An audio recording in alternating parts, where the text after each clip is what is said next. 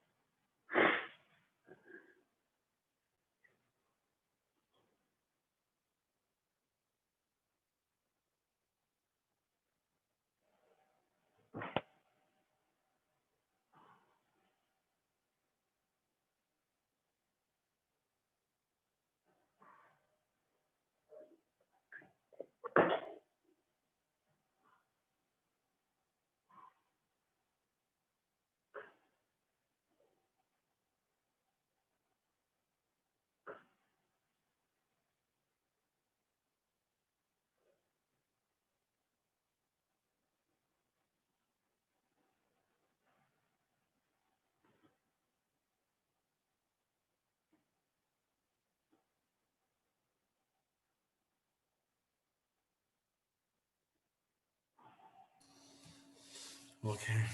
Good evening, everyone. Good evening. Good evening. Wishing you all the best for the 2021. So we're all back. We're back to resume classes. We're starting Module 4 with Mr. Kenneth Donathan.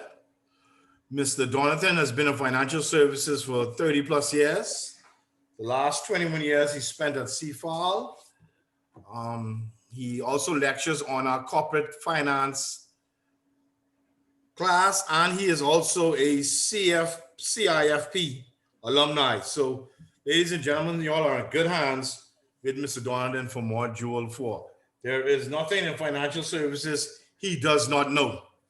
Okay? Hopefully everybody has the course materials. Correct? Good. Yes. Okay. I know we're waiting for a few more folks, but as the saying is time is money. So right now I'm going to go ahead and turn it over to Mr. Donathan. I have 2 other online classes, so I will be around. Just if anybody needs me, just please scream my name. Okay, so Mr. Donathan, I will send it over to you. Okay. Good evening, all. Just to make sure, can everybody hear me? Yes. Yes? Okay, good, good. First of all, I'd like to thank you guys for taking the time of your busy schedules to make this class in the evening. I know for those who work, you got to dig deep sometime to make this class in the evening. Having said that, I know you guys have been interacting with each other for some time. I'm coming in Module 4. So I'd like for everybody just to take a little bit of their time, no more than a minute, to tell me a little bit about themselves, starting with Josh. Josh, you there? Josh? Yeah, I'm here. Can you hear me? Yes, I can. I can. Tell me a little bit about yourself, Josh.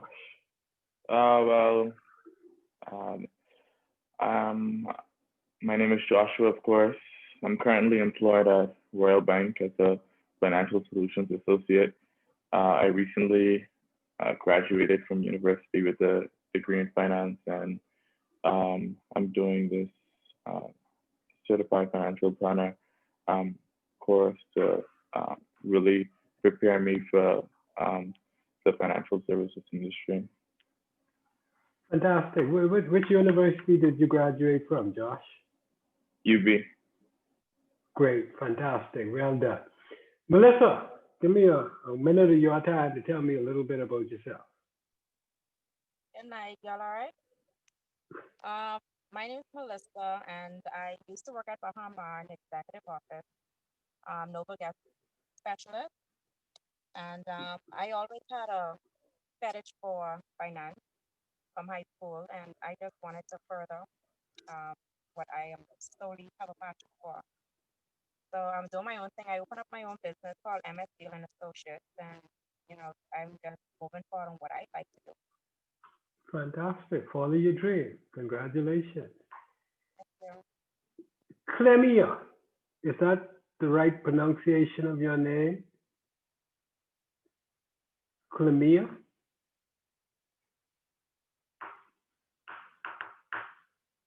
Hi, Clemia? Sorry, I can't. Hi.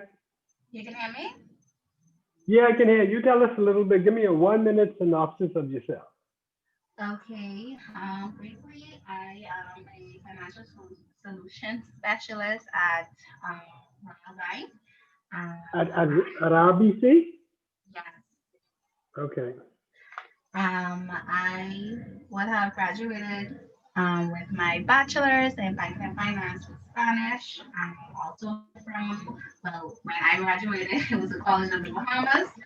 And I love the finance world, business world. And I am taking this course just to better enhance my skills and knowledge within the financial world. Fantastic. Okay. Mr. Joseph Adderley.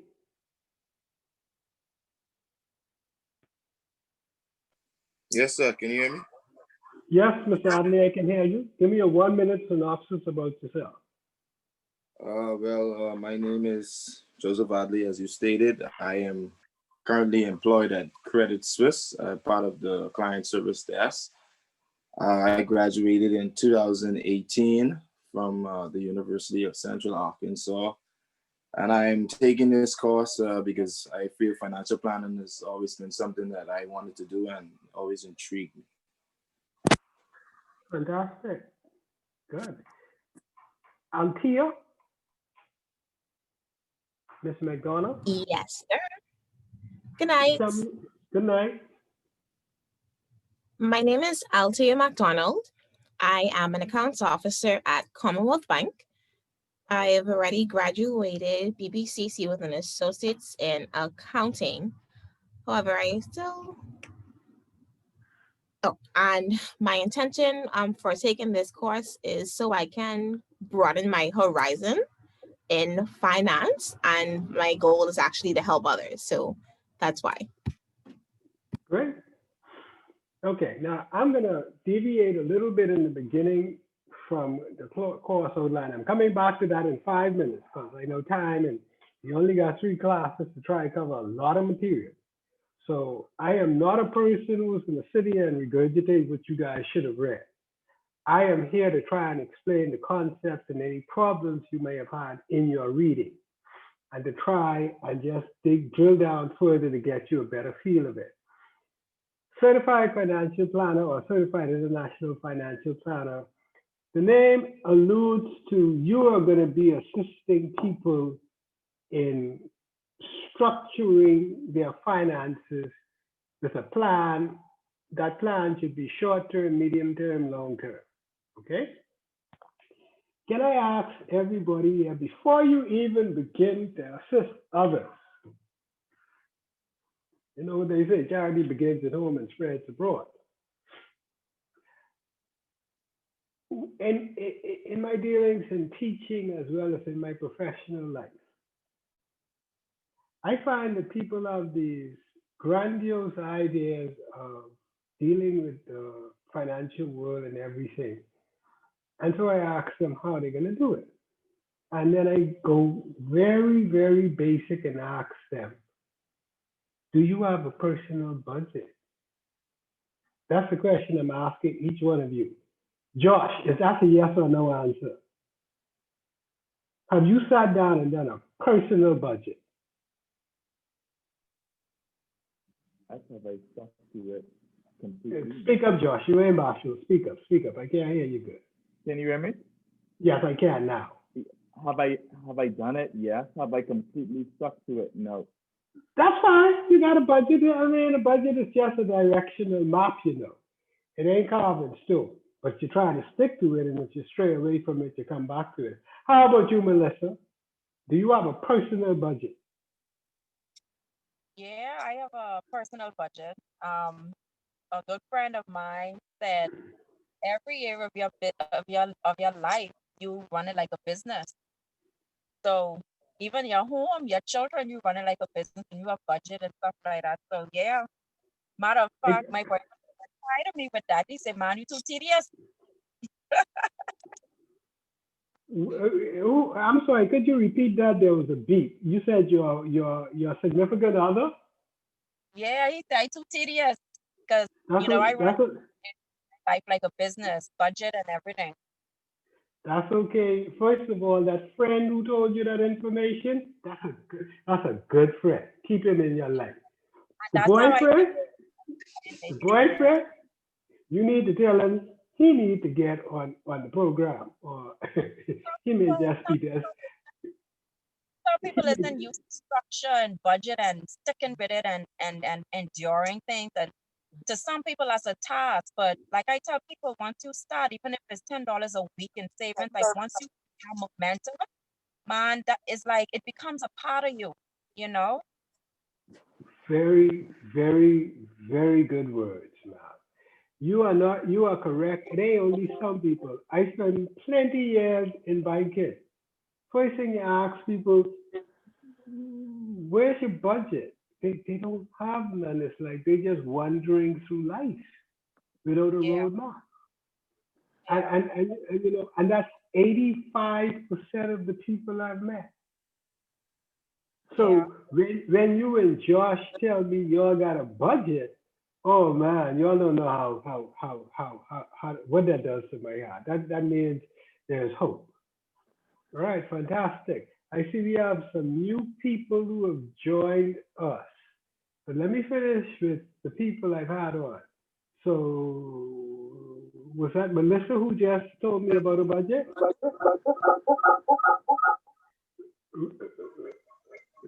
Crimea, do you have a personal budget? Sure do. I have This is been budgeting this. since probably high school, and I encourage everyone around me to budget. My coworkers, I'm always on their case, telling them how to budget. Every payday, I would budget it out, or every month, however I want to set it out. But I live by budgets. I love it. Fantastic. Spread the Mhm. gospel. Keep spreading the gospel. Miss McDonald, Althea, Yes, sir. do you structure Yes. your life or your I finances around a structured budget? Now, you know, women just always say, yeah, I got a budget, but in my mind. I I wouldn't say so structured. Oh, yeah. However, every Uh-huh. pardon me. Go ahead. Go ahead. Go ahead, man. However, every pay period I do budget and I do have a specific amount set aside for savings in then other bill payments and such forward. I do believe that I should be able to have an answer as to where my last penny went, because if it goes missing, then I have an issue with that personally, especially if I don't know where it is. So it's for me personally, it just keeps my mind in perfect peace to know where my money is and where it went. Fantastic. Excellent. Excellent. Miss Stirrup, Angelica Stirrup, you joined us late. Are you there? Hi, good evening. Hi, Angelica. Welcome. Could you Thank give you. me a 1 minute synopsis about yourself, and then I'm going to ask you a question. Okay, my name is Angelica Starup. I love the arts. Mhm. I work at RBC Palmdale. I'm a relationship manager at the Palmdale branch. I have a son He's 11. You proud of him too, right? Because this picture right up there hugging you up.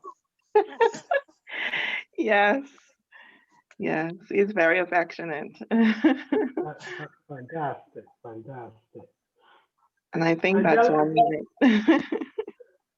Angelica, Hi. do you have a formal written down that you keep on the Frigidaire door budget that stares you in the face every time you go to the fridge? Unfortunately, I do not have it on my fridge because I don't think that a budget is personal. I don't think everyone should be privy to that information. um, but I do have an app that actually helps me or keeps me basically on track. Unfortunately, because of the projects that I'm doing at this time, right now I'm moving funds from allocating funds from one thing to the next to the next. But hopefully, it eventually it would balance out. My project is supposed to end in the next week or two. So from there, I'll be more on track. But There's nothing wrong with there's nothing wrong with the projects, you know. If they're good projects, put them in the budget. You budgeted for them. You got to know how your money was spent. Then you look at this a Right. year from the day, 2 years. Everybody got a project. I got an ongoing projects, particularly on your own house. Right. Yeah, that's what I'm saying. So the only thing right now you can do is keep the receipts. And yes, I'm keeping the receipts No, like a good put them person. in the budget. Put them in the budget. Put them in there. Okay. So, All right, Angelica, thank you for sharing that with us. Is this Richmond McKinney? Mr. McKinney? Yes, sir. Good day. Good How, evening, everyone. thank you for joining us, Mr. McKinney. Give us a 1 minute synopsis about yourself and then tell us if you got a budget. Um, Richmond McKinney, the oldest of 7. I'm married with 2 kids. I've been with Scotiabank. I was Scotiabank first off, been with Scotiabank going on 15 years. I'm very charitable. I believe in using my time to benefit not only myself, but also people around. So I believe that whatever I give out, I get back. If I have a budget, I do. Every now and again, me and the wife would sit down and do a family budget. Now, the question would be how hard and fast do we stick to that said budget? But we do go over our family budget and do it month to month to make sure that we're hitting certain goals and certain projects and what's not. So we do. Mr. McKinney, I applaud you. Let me tell you another pitfall that I have found, particularly among people of color who are married, particularly guys and girls. I got my own personal budget. I don't know about him or I don't know about her. A budget is a family thing. It's a team play. That's hard to do. Trust me, that's hard to do. Brother, let me tell you something. It can pay you dividends in the long run. I understand, because I do it with my wife. I just sit down and baby, this the budget I put together. She just pick it to pieces and everything like that. But at the end of the day, once we agree on the budget, I ain't got to worry later on about Kelly's having a sale. It ain't in the budget. That's correct. It ain't easy to do though. It ain't easy to keep them. Because we can't keep them accountable, but they going to keep us accountable. That's the problem. That's the problem. I have a question. That's what you call being man, Miss McKinney. Go ahead. By the way, wait. For somebody who's married, you know, if Angelica, Mr. McKinney, before you go, what do you do at Scotiabank? My current role, I manage merchant services and online banking for the Bahamas and TCI. Okay, fantastic. Excellent. Angelica, I'm sorry I cut you off. No, I was just gonna say if for a person, I mean as a female, if going to Kelly's or whatever not isn't in the budget, then it isn't a good budget. You know, the budget isn't set right. Let's go to the classwork now.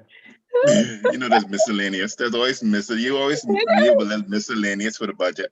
It only No, makes no, no, sense. no, no, no. But if you got to do home maintenance and everything like that, and you put aside a budget for home maintenance, I ain't got no problems with that, you know. Okay. And no. That's a reality because, you know, you live in that household with a married person.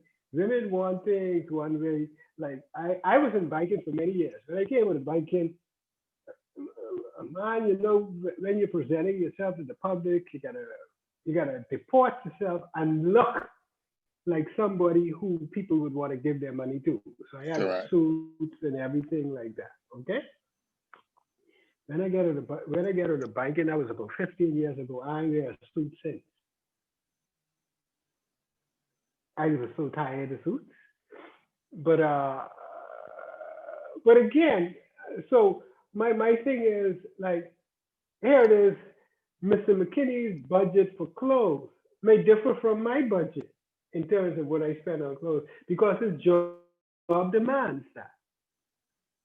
Mine doesn't anymore.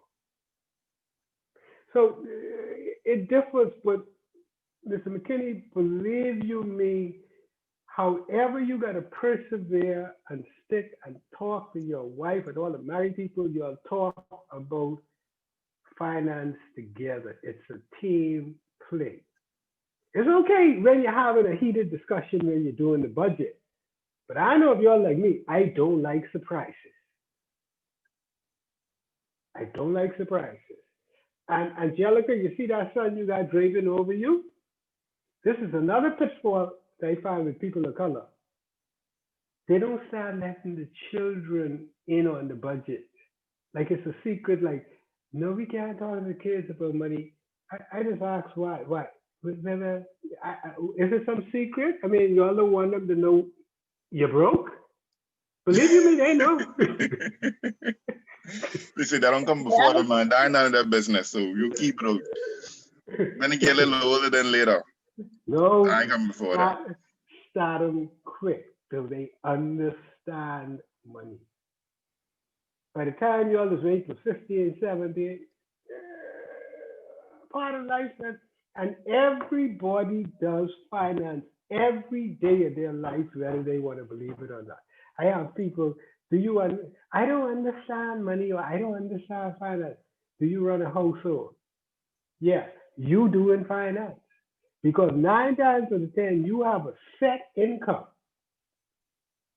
And then you have to sit down and decide how you're going to spend that set income.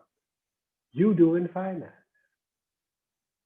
You got to understand how much you're going to spend at the grocery store, how much you're going to spend wherever else. You do in finance. That's the same thing corporations do. They decide based upon their income, their historical income, what we can spend what on this year. The categories may be different, but the concepts are still the same. Anyway, let me get to the course material. Learning objectives.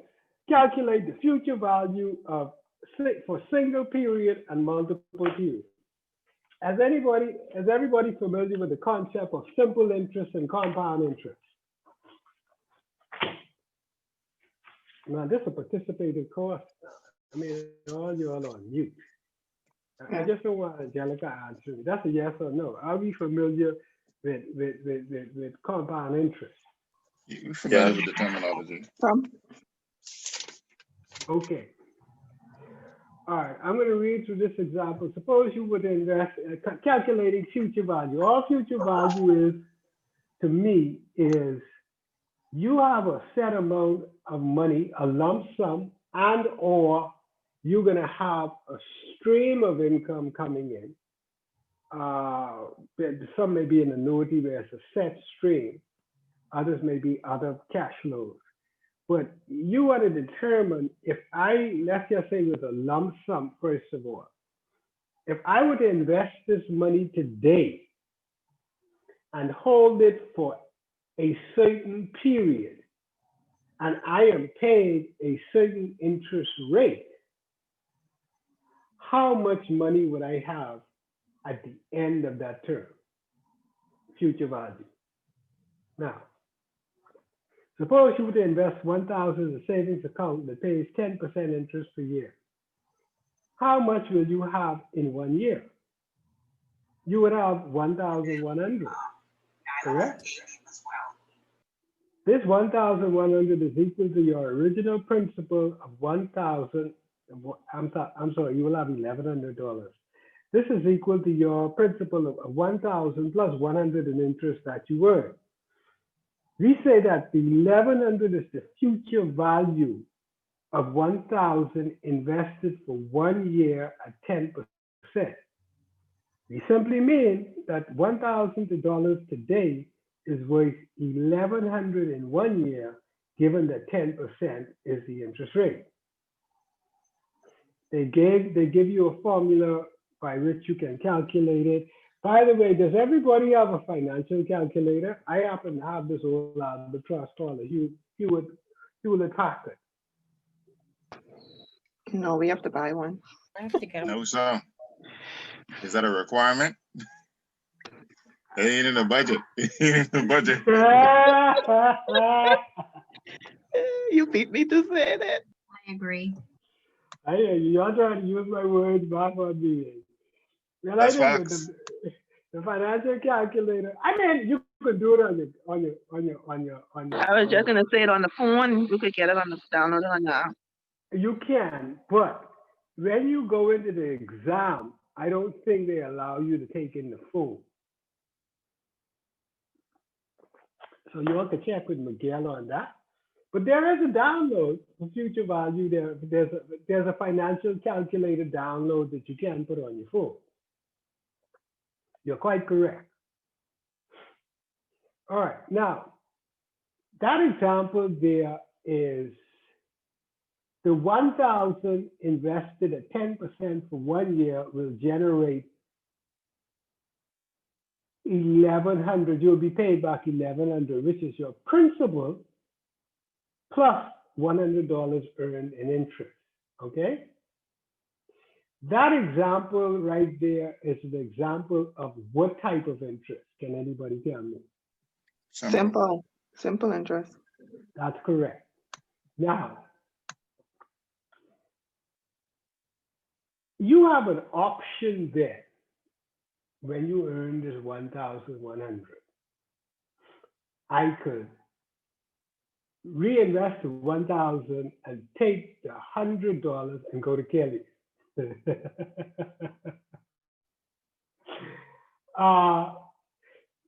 the 100 and the 1,000 will keep generating the $100, assuming a 10% interest earned per annum ad infinitum for as long as that exists. Okay? And you can just take off the $100 every year and you should just spend it as you wish. You would have what they call preservation of principal, but what you will not have is the effect of compounding. Joseph, what do I mean by that? What's the difference between simple interest and compound interest? Compound interest will be over a period more than a year, correct? I mean, not necessarily. Compound interest can happen if interest was paid to you quarterly. Oh, yes, yes. I buy annually, and you're correct. I mean, the concept I'm after, Joseph, thank you for your response, not to put you on the spot.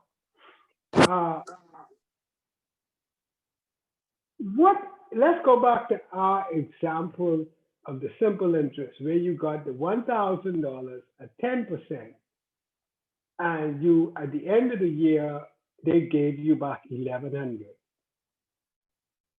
$1,000 represented your original investment, and $100 represented the interest you earned. Now, instead of taking the interest and spending it, what if you were to combine that interest and reinvest it with your original principal for another year? So now you're investing $1,100. And what if you were to continue to do that throughout the year? Okay,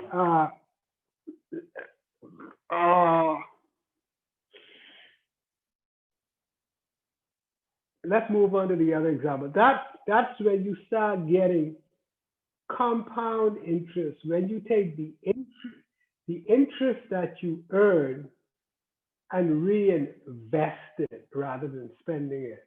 So it's what they call the compounding is interest on interest. And I'm going to give you an example that shows you the power of compounding. That is just amazing. But let me go investing for more than one period. Going back to our 1,000 investment, what will you have after 2 years, assuming that the interest rate doesn't change? If you leave the entire 1,100 in the bank, you will earn 1,100 times 10% equals $110 in the second year in interest during the second year. So you will have a total of 1,100 plus 110 equals 1,210.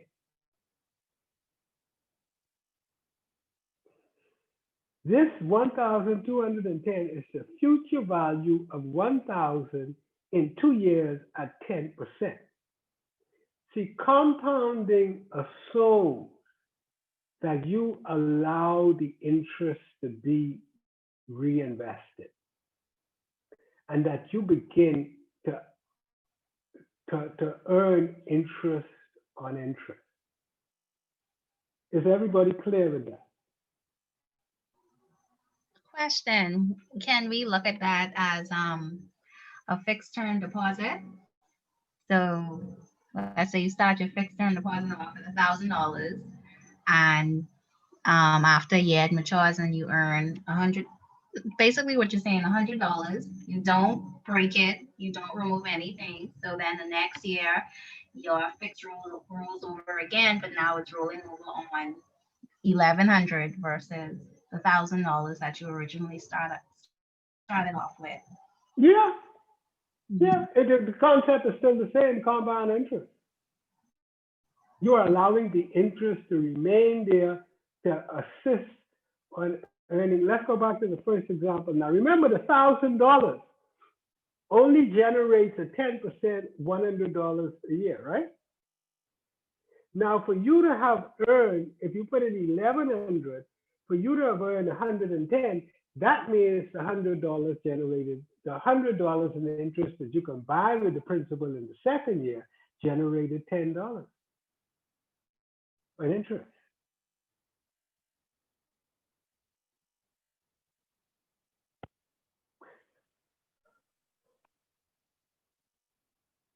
Okay, let's look at what they step you through it. 1,000, and just reading on, 1,000 original principal, which is OP, they designated it. 100, number two, 100 interest earned in year one on the OP, okay. Number three, 100 interest earned in year two on the OP. Number four, $10 interest earned in year two on the 100 invested in year one. That makes sense to you guys?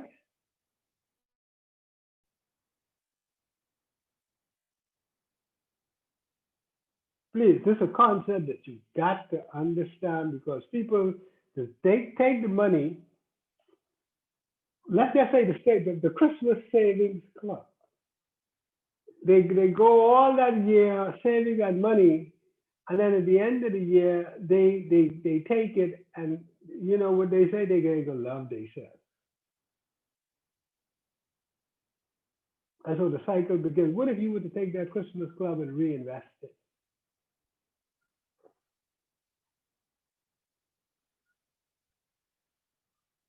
Just to give you an example of how powerful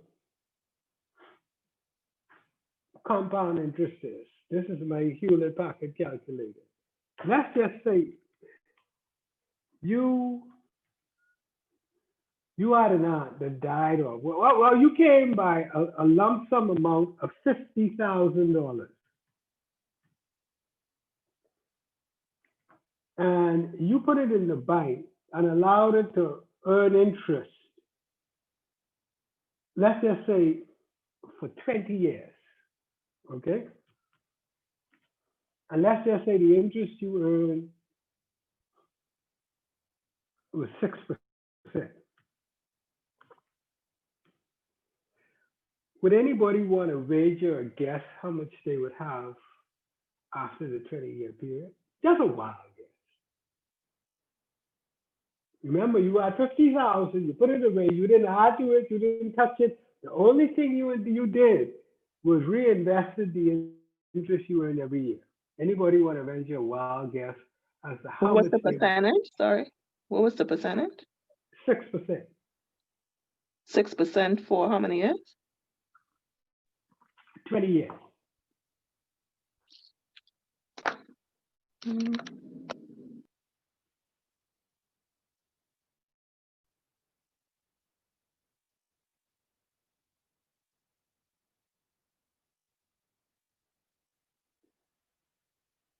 You're getting it, Angela? That can't be right though. Go ahead, tell me, talk to me. I guess 60,000, but that gotta be wrong. Hold on, let me see. 50,000. 3,000. And it's 20 years. I guess I know I probably calculating it wrong, but I guess 60,000. That you would earn in interest, or that you would get total back? That's interest. So the total would be What's the 110. actual amount? 50,000, a lump sum of 50,000. For how many years? Come on, guys, you all in them. How many the years? girls take the loan. 20 years. 20? At 6%? Yeah, at 6. I don't know. Compounded annually. I got the same as 60,000 in interest, overall 110,000. Let me do my calculation back. I mean,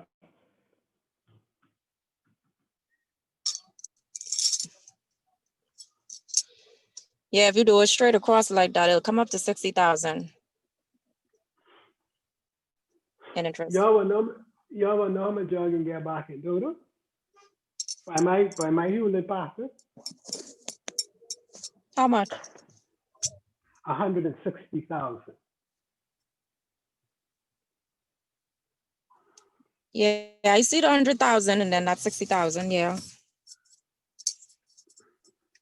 So y'all would have put down 50,000 originally. Didn't touch it. Didn't do anything with it for 20 years. Yes? Earning 6% compounded annually. In interest, you would earn $110,000. That's just the calculator. What I use is 160,356 and 77 cents. Okay, if we must be exact, I can't take your $300 you need to go. I can't leave it.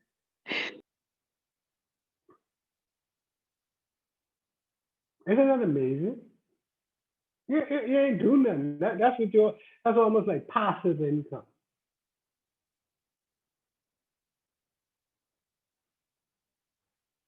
But having said that, okay, that's just the power of compounding. How many people know an instrument that today in our market that would give them 6% return? Government bonds. No bonds. Whoa. 22%, baby. Only you have to do that private. Who say government bond? Who this is? Who say government bond? Yeah, they had 6%. Chanel, They right? had 6%, right? They're a little higher. For like 30 years. But they ain't compounded though. They're not Wow. compounded, eh? They're not compounded. So they just gave Well, you the interest. They just give you the interest. They send the interest back to you. They Right. keep the and principal. then what you could do, They just keep But the if you can principal. what you decide could do, They the keep interest. the interest isn't given on the 6%. So they just give you the 6% on the principal. They wire you back Right. the interest quarterly or however. Hold on, I this is see. one what they were saying. You have to invest $1 million to get that. No, No. regular government. They start at $1,000. no, Yeah. $100. $100. Sorry, $100. $100. Sorry, $100. Yeah. Mhm. Okay. But I am a big proponent of government securities, and I could spend this whole hour talking about them. But it is so refreshing to know that you guys are aware of government registered stock. Do you know how much behavior to even know about government registered stock? And I mean people who are supposed to be in the financial industry. people know That's it. They just interesting. don't use it. No, I didn't know they the went up on it. Yeah, on the 6% for a little while. It's They're over 6% for a little while. 7 point Honestly. some now. No. They are 6.3. The latest one is about 6.3. And they just had an offering that closed today. Uh, but it's so refreshing to know that people are aware of it. Mr. McKinney, you will be surprised how much people don't even know about government security. But you remember now, the central bank did a report saying that almost 90 to 95% of persons don't have $1,000 in their account. Yeah, but you don't need 1,000. All you need is 100. Yeah, but I'm just trying to just let you know the mindset of savings. Yeah. Okay. And generally, Fair enough. generally, those that save tend to utilize the unions. Not even because commercial banks don't pay no interest. And mind you, the unions tend to pay maybe 2 to 3%. And the unions don't pay it either now. No, man, the unions give you Only but on 2 to shares. 3%. That's only on shared No, account. man. No, They've on the been Christmas Club. regulated. So On the Christmas Club, they give you 2 to 3% well, compounded monthly. you need to check that again. I know what I'm getting. I tell you. Wait, hold on. Okay, we can double. You probably locked that in for that. We could double check it. It is But 2%. Yeah. People 2.7%. People swear by the union. You know how much people, and I do financial coaching. You know how much people I had to go and tell, break your deposit of the union and go in government securities? And some of these people are substantial sums, like Hundreds, hundreds of thousands of dollars. Because they getting it compounded. Central bank, when they put it in central bank is only giving you on the principal. They're not compounding your interest. So because of that, a lot of people think that they're getting more when they see that money growing faster, as opposed to getting that interest quarterly. Okay. And then, right. Couple of things. And I love the conversation going back before between Mr. McKinney and Ms. Gibson. Mr. McKinney, I will send all the recipients. I have a little thing, a write-up called Things You Need to Know About Government Registered Stock. I will send it off to you guys because I have the email address. Mr. McKinney, you're correct. They pay you 6% annually, but they pay it to you semi-annually. So every 6 months you will earn 3%, you'll get your money, 3% of the 6% you'll get at the end of 6 months. Now, you are correct. The central bank does not automatically compound that interest for you. But when you get your interest, what can you do, Mr. McKinney? I mean, obviously, now that you're saying it like that, you could go take it and reinvest it and buy more whenever there's an offering. And they offer every month. Now that you spread it like that. But it's a hassle. It's a hassle to a degree. Why is especially that a hassle? Even more so now because you can't just walk into central bank with a manager's check. The process has changed given COVID. So Now you have to do the wire and this. It's a longer No, process. no. Stop it. I don't want you to shoot yourself in the foot. I just telling you it is. The wife should be All of, easier. Mr. people McKinney, like to think so. you wait for you wait for Scotiabank. BNS, right? Yes, sir. BNS, right? And I in the online banking department, it's easier for a while. It would be. You would think so. Online, the central bank is set up online. I sit there right to my computer and I transfer from my account straight to the central bank account, and I print off I save the PDF of my transfer and I send it to domestic banking. I ain't leave my desk yet. All right. Go I with hear you. I hear you, Bella. I hear you. That's what the people say. I don't want you being costing yourself from earning the most of your money because you was working hard for your money. All day.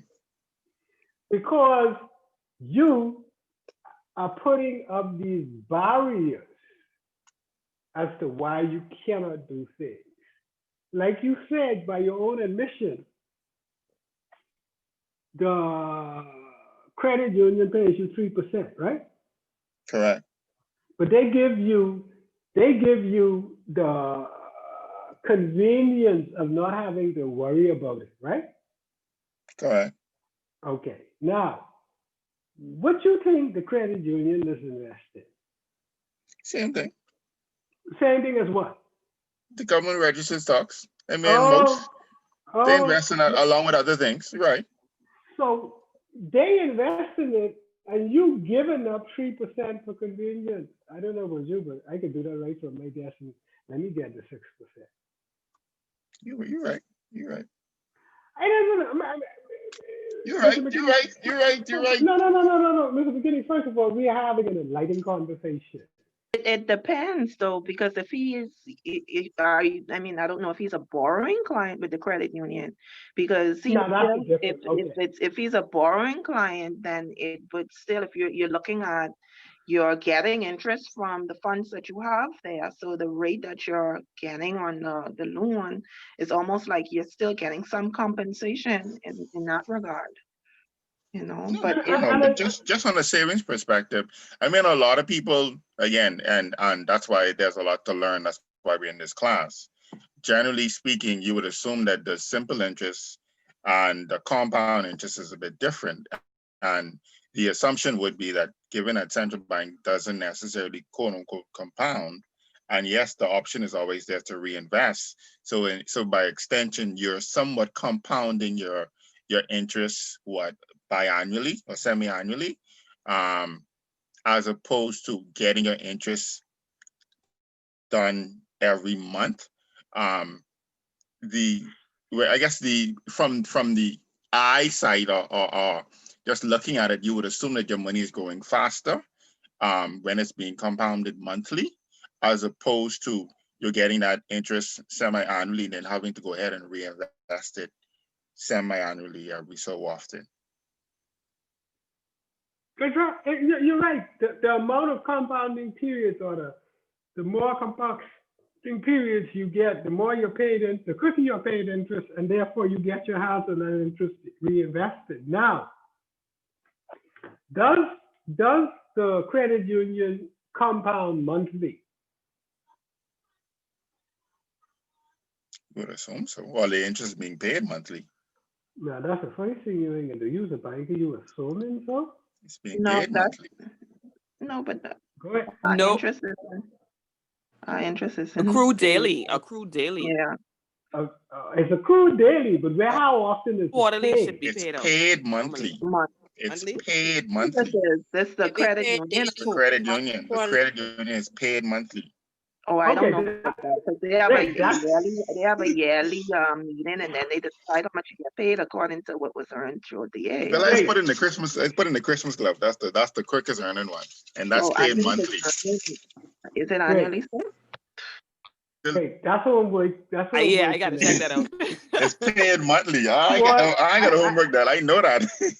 On the union then, because I think the public workers, they do it annually, when they have a meeting with all you could, as a shareholder, you could go to the meeting as well. But they say how much was earned, and then they, I guess, pay you out based on that. So even though they're saying 6% or whatever it may be, if they made more than what I guess was projected, I think you're able to get more than that, something along that line. That's different though. That's different from your normal savings. You're looking at shares, you're looking at dividends, you're looking at there's many different vehicles that you can kind of invest in.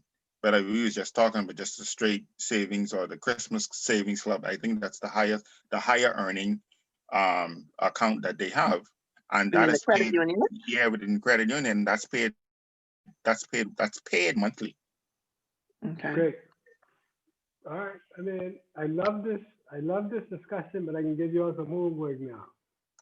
I want each one of you all to go and research the difference between government registered stock and the credit union, and come back to me that if you had, let's just say, $1,000, who would you invest with and why? I don't need to do homework, but I can tell you now. No. You and me. Okay. Government, of course. Just saying, island luck. Okay. Government, of course. What you're doing with island luck is making the bar stream come true. That's it. Giving up your dream to make the bar stream come true. I ain't got nothing against the brother, he got a hook. I can't blame it. If you don't bleed, that's what they say. Anyway, I know one thing. I can't plug down $100 on a number, and in a matter of seconds, the $100 that I take all week to earn, just going right away with it. No, somebody cheating. See, I a true man when they come to that day robber. I would burn on. Let me just go flowing along slowly but surely. I ain't got to get to the finish line. I tell them, if I was to do, if anybody was to give me a character, you all remember the old, I guess, nursery story about the tortoise and the hare? Mm-hmm. I's the tortoise. But anyway, now we deviate a little bit, but that interesting discussion. Thank you very much for your input. Now we got the home. Everybody clear on the homework? The difference between government registered stock and the credit unions. And yes. If we have $1,000 to invest, what would we put it in? Yes, sir. Okay. Does everybody know? Does everybody have access to the latest prospectus that the government, that the central bank issued for the government bond offering? No. You can send it out. Would that be on the site? It would be on the central bank site, but I will also send it to each one of your email address. Unfortunately, I don't have anything on the credit union, so if somebody does have something, I mean, I'm just speaking about it hypothetically, but not only do you have to tell me what you would invest in, you need to tell me why. And if you send me the workings, in email to save time in the class, I would much appreciate it. Remember now, these are the things you can be telling your client to do. You are a certified international financial planner. So remember now, when you sit down instructing people with their money what to do, you got to play as if that was my money.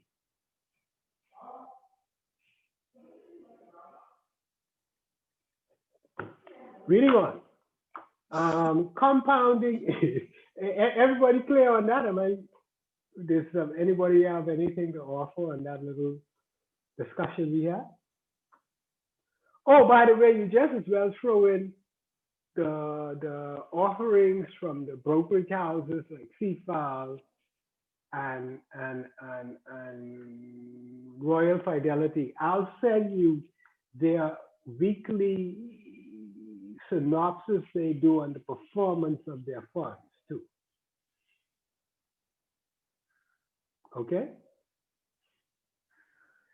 I don't get no enthusiastic, okay? It just said, I said, okay, and ain't nobody responding to me. Okay. Okay. Okay, all right. No, I spoil. I like people to respond to me. Compounding interest example. Mr. and Mrs. Smith have a 6-month-old baby. Mrs. Smith just received a $1,000 bonus. Boy, there goes that 1,000. She got to decide whether it's bonds or the credit union. Should they buy some new furniture or invest in a security earning 10% per annum? Assume compounding of interest. The future value of the furniture.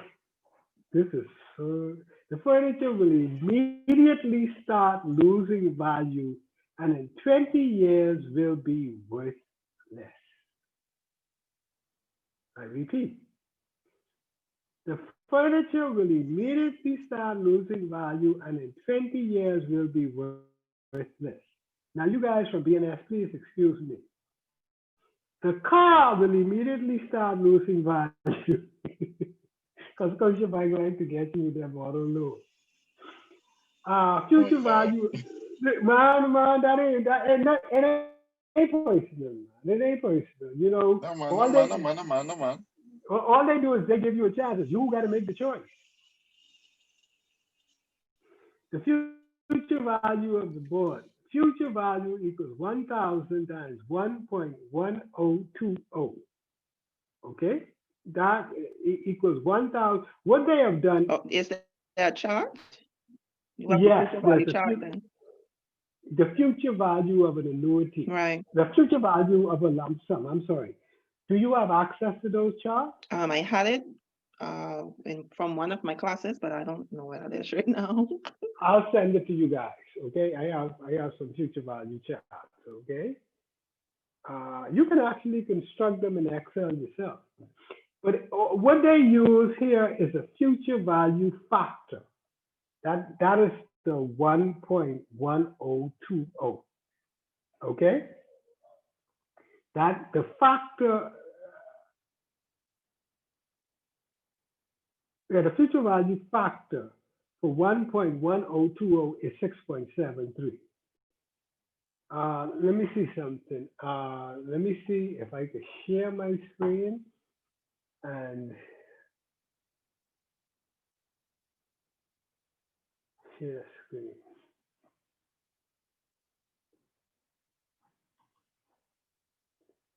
Share. Okay, I am gonna see if I could find in this computer someplace, y'all. Please excuse me.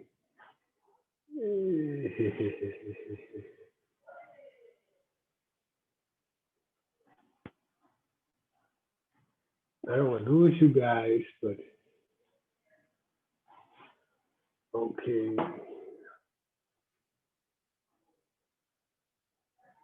No, I can lose you. I'll send you guys the future value factor sheet, and we'll do it next time. I'll go through how to use them next time. I mean, it's a formula as well, eh? It is a formula. It is a formula you can use. The formula is very complicated, and you're not required. You're not required to know that formula. Okay. So I don't want to overcomplicate that and give you guys more, because I got to remember this is not your only class. You know. Okay. So there is a factor that's been worked out. So they will tell you, take this future value factor and multiply it by 1,000. And in 20 years, that $1,000 will be $6,730 versus a zero value for the car.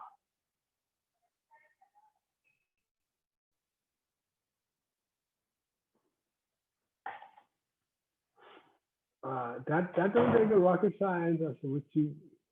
I mean, a car is a necessity, yes. But you don't necessarily need a $100,000 car. Now, so everybody sort of like, have a concept of what is future value?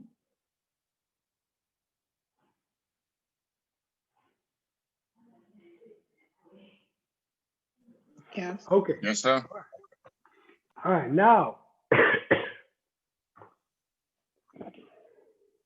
let's do another concept. If I were to tell you all that at some point in time,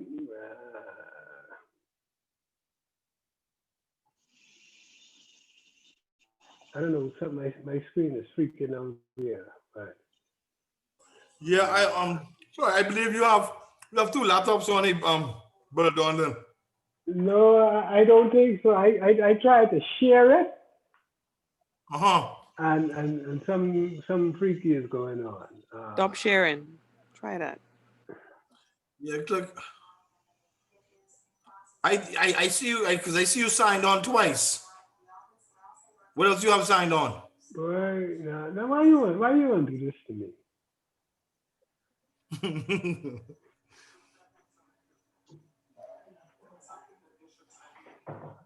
Yeah, you can need to disconnect one of these devices. You're gonna have to log off on this one, yo. Okay, hold on.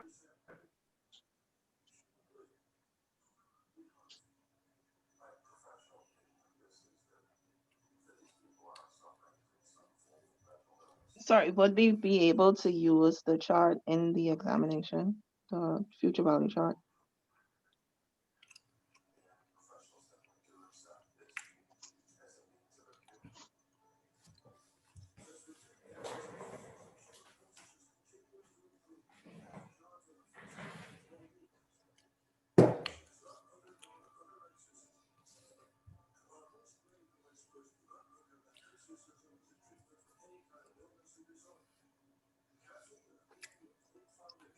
All right.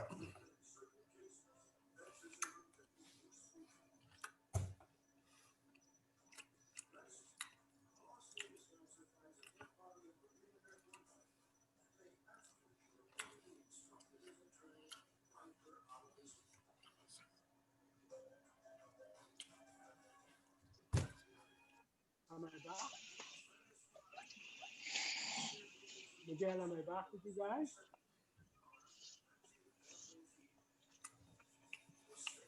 We can hear you. We You can hear hear you. me? Okay, Yeah. great. I'm sorry about that. Okay, now we've talked about compound interest.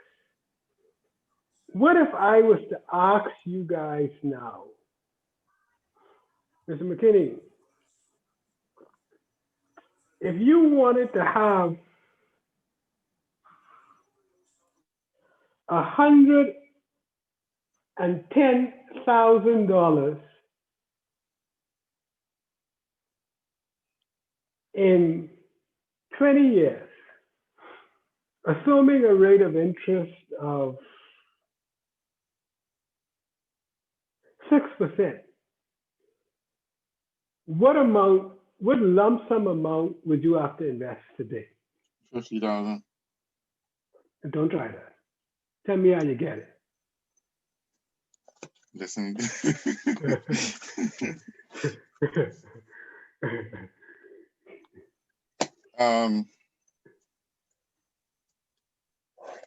Put me on the spot. I don't remember the calculation of hand. No, the concept I'm after, right? Present value is the reverse of future value. Yeah. In one instance, when you're talking about future value, you're trying to find what will this money that I have in my hand today be worth in X number of years, hence earning a rate of interest of X%. Okay? Correct. All right. Let's just say, Angelica, is it? Angelica, how old is your son? He's 11. So in 7 years' time, he's going to be going off to college. let's just say he's going off to college, okay?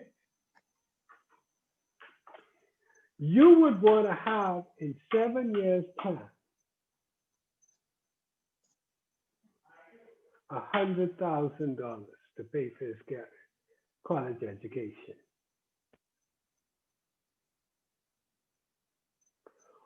What amount would you have to invest today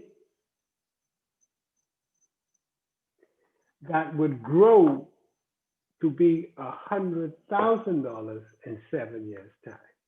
That's the question.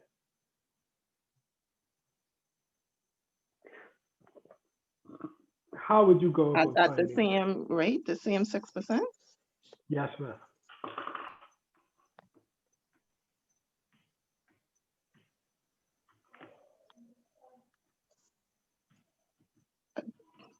Well, I ain't sure, but I think you'll find the formula. right, it is a formula, but it's saying, I know this, if there's an annuity, I have to start with $736, I guess a month. No, I ain't said annuity yet. I say a lump sum. You trying to fast Oh. forward the slide. I'm sure. Hold on, let me see. And guys, don't be embarrassed to say we are in this class to discover and to learn. The question is again? Is it 4716? I know how to do it, right? How did you do it? How did you do it, sir? And what are you using?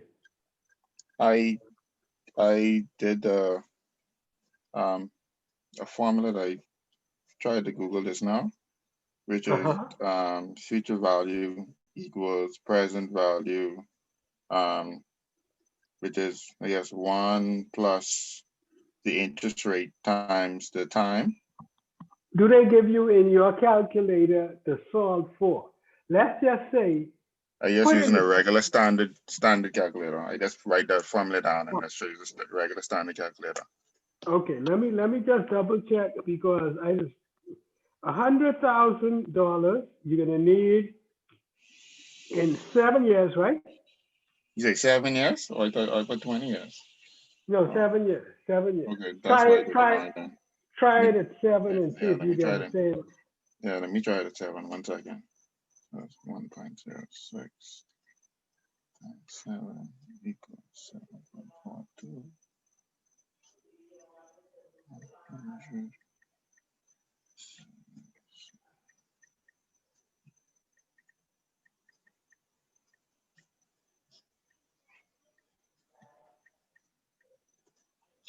100.13,477. No.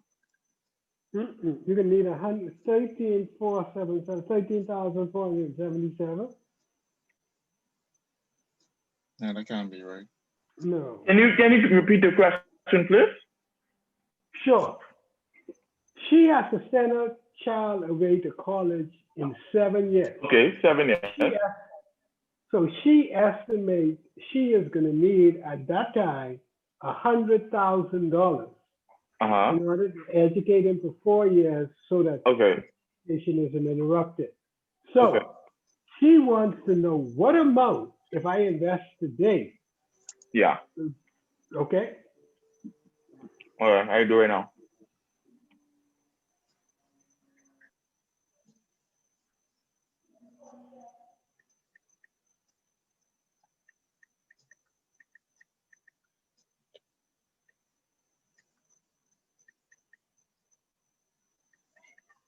Anybody else want to take a shot at it? Repeat the calculation. Repeat what we're looking at. Okay, 100,000. What amount will grow to be $100,000 in 7 years if invested at 6%? Interest compounded annually. I got 66. 67. I got 67. I got 66. Well, 66. 505. Richmond, how you let the girls teach you do it too much? Oh, paying attention. It was showing it and I was overlooking when you asked the first time. And then Okay, the that is interest correct. on the total interest, it's a present value is $66,505.71, and the interest is $33,494.29. That is absolutely correct. Well, I'm getting that same answer as you. Okay. So in order for you to have that, you would have to invest $66,000 today. So that's how you find out that that is present value. So let me read through that concept. When we discuss future value, we are thinking of questions such as, what will my 1,000 investment grow to if it earns 6% return every year for the next 5 years? The answer to this question is what we call the future value of 1,000 invested at 6% for 5 years. Check that the answer is 1,338. Another type of question that comes up even more often in financial management is obviously related to future value. Suppose you need to have 10,000 in 10 years and you can earn 6% on your money. How much do you have to invest today to reach your goal? You can verify that the answer is 5,584. Whoever got it the first, y'all want to verify that? Chanel, you awfully quiet today. Hi. Okay, verify that that's the right answer for me. Just because the book says so, that don't mean they're right, Chanel. Okay, could you repeat that, please? Sure. You need to have 10,000 in 10 years. So 10,000 is your future value goal. 10 years is the time horizon. 6% is the interest you can earn on the money that you invest today. What amount do you have to invest today? The book is saying 5,584. Is that correct? 84? 5,584. Yeah, that's correct. Okay, great. Okay. The single period case, we have seen that the future value of $1 invested for 1 year at 10% is $1.10. We now ask a slightly different question.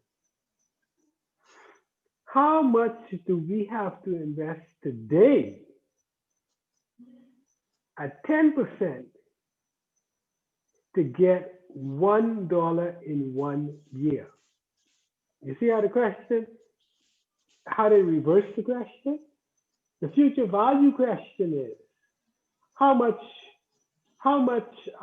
if I invest $1 today, what will that dollar go to in 10 years? In a year, I'm sorry, in a year. The reverse is, if I need $1 in a year, how much do I have to invest today? Everybody with me with that? Good, okay. So it's a present value. They're saying they lead you through that. And that's for a single period.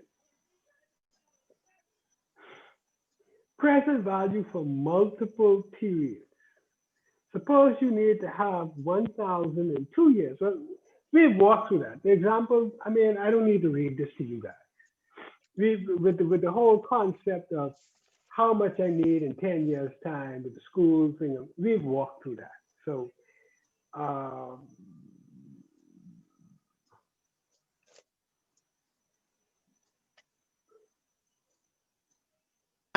I'm not so sure, because then you're saying that we have to use the rate sheet, the formula sheet. So how do we get these same results using that? Or you're gonna send us something?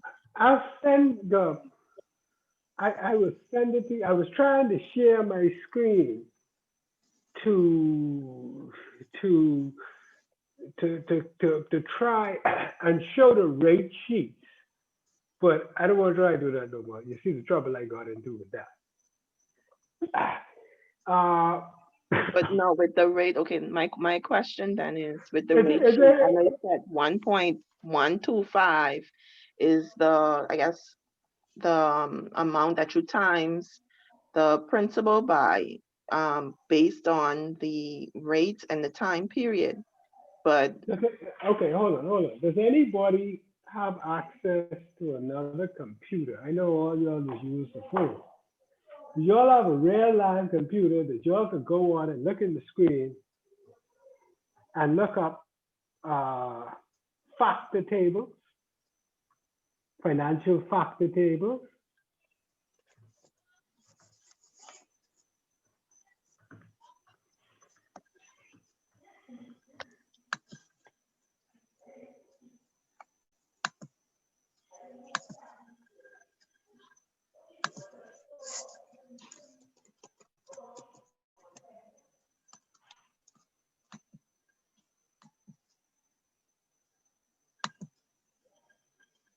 Yes, that's a yes, that's a no. Or are we looking? Looking.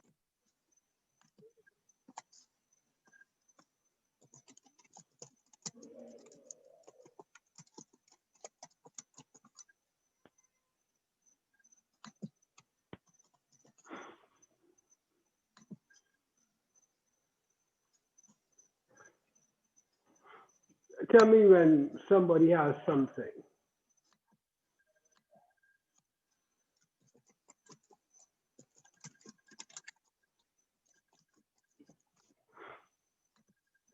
And these are tables you can take into the exam.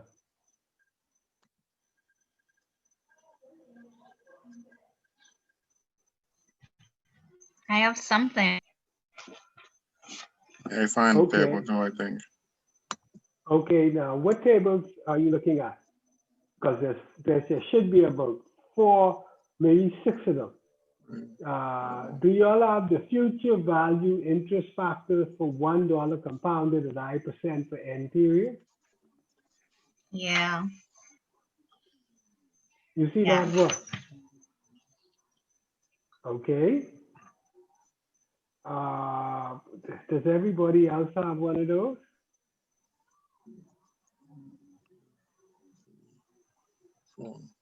It's 4 tables, right? There should be 4 charts. the future value of $1 of a lump sum $1, the present value of $1.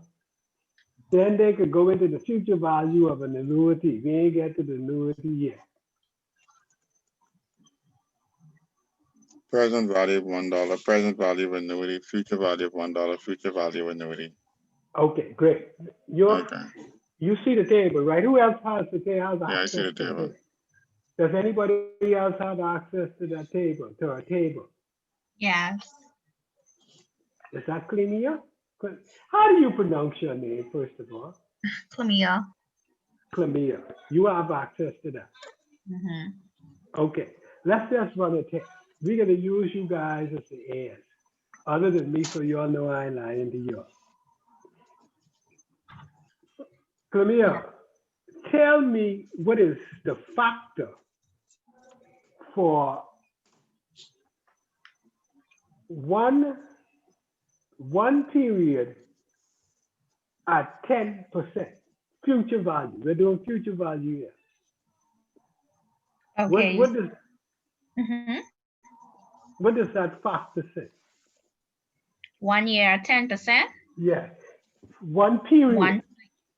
I want to get past the year, and y'all will see why later on. One period for 10%. In this instance, it's a year we're using as a period of measurement.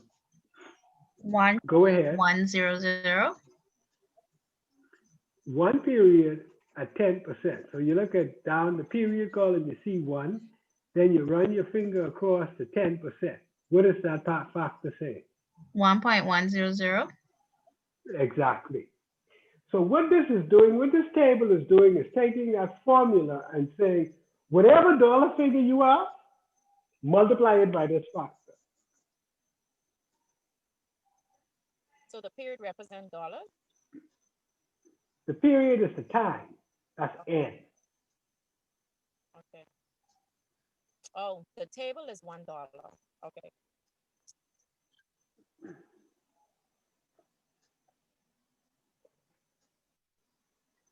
Now remember I gave you all an example, right? Is this At the similar very to beginning. amortization? No, this is not an amortization. Oh. Okay. No, I don't mean to be rude. I don't mean that in a rude way. If you look up, but an amortization assumes equal payment. That's almost like a. So what this is we looking at with the $1 table? The period is the number of the time, is the time of measurement here. Okay. Okay? The interest rate is across the top, is the interest that you're going to be paid to. Now they're taking a formula. You see that formula up at the top of the future value table? Yeah. FV equals PV, present value, times future value interest factor, in I raised to the power N. They're saving you the time of doing that. And they're assuming in this instance, they're giving you the factor of what $1 will grow to. Okay? Okay. Now, That's the formula I was trying to work out. I know. Remember, I gave you all an example in the very beginning, and I told you all, if you had a lump sum of $50,000, was it? Yeah. And you invested it for 20 years at 6%, right? Mm-hmm. How much it will grow to? Let's verify if I telling you all the truth. So down the period column, you look at 20, then you run your fingers across until you line up with 6%. Mr. McKinney, tell them what the factor is. 20 at 6, 3.2, 071. Right, 22071, right. What they're saying is, if you were to take $1, invested at 6% for 20 years, you'll get back $3, $3.21, almost 3 times your money. Now, if that's for $1, to find out what it is for 50,000, all you got to do is multiply that factor by 50,000. So, Mr. McKinney, again, multiply that 3.2071 by 50,000, what you get? 163.55. There you go. It's that simple. Yeah.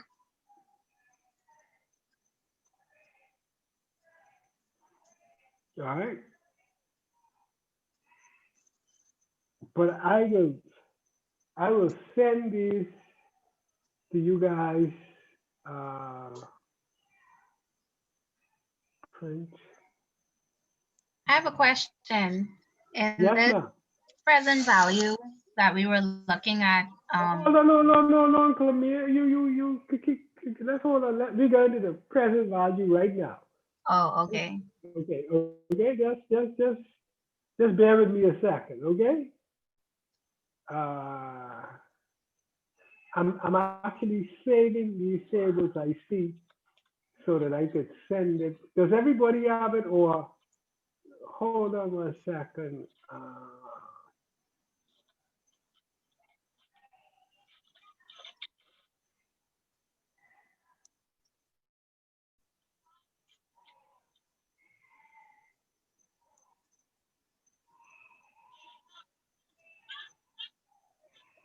It's actually called interest factor table.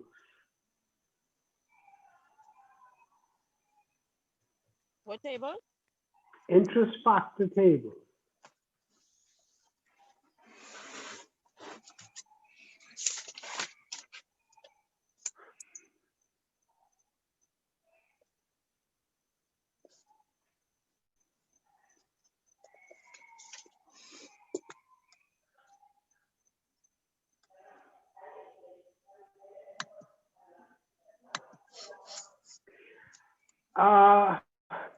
Althea, give me your email address. A.M. A.M. M as in mouse. Dot McDonald. McDonald. Yes. Number is 8242. 8242. Yes, at gmail.com.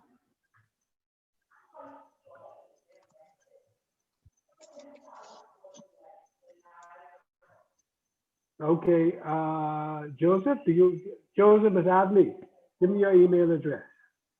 Joseph.Adderley77@gmail.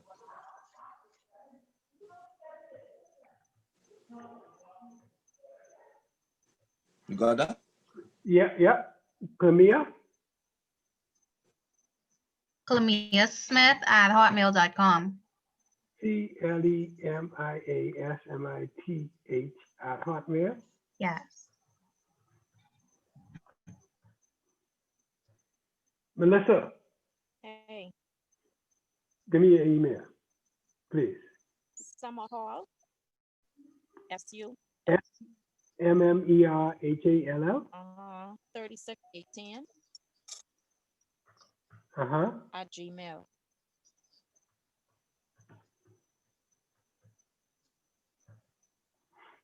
Josh, what's your email?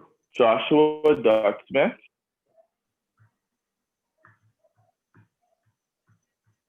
Yes. 013@gmail.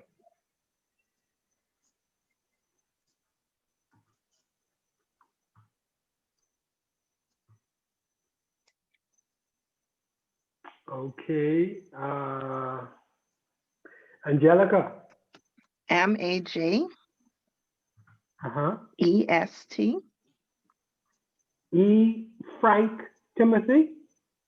E Sister Timothy. Okay. IC. I can spell majestic, you know. Angel. ANGEL. 1, the number 1.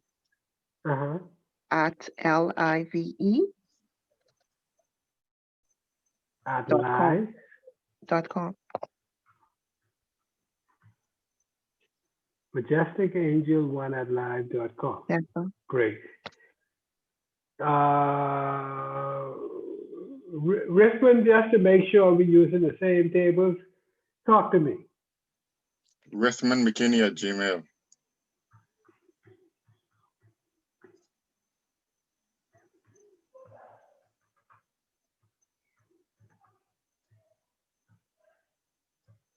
And Chanel. Chanelly@gmail. SHENELLY.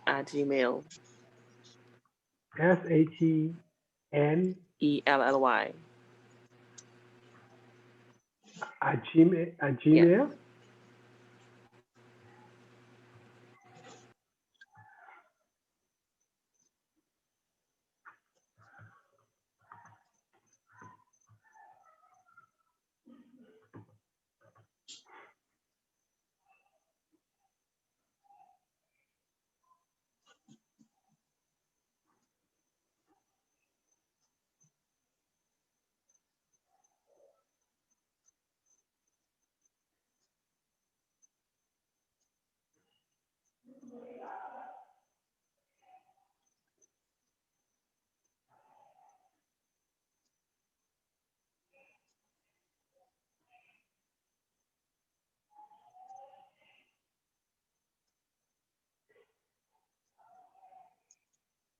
Okay, I just sent that to you guys. Okay, please let me know those who got it and those don't. Okay, Premier, moving on now to calculate the future value. Okay, the same way they have future value factor tables, they also have present value factor tables.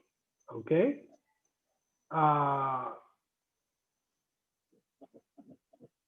Calculating the discount rate and the number of periods. What we call the present value factor is just the reciprocal of, that is 1 divided by the future value factor.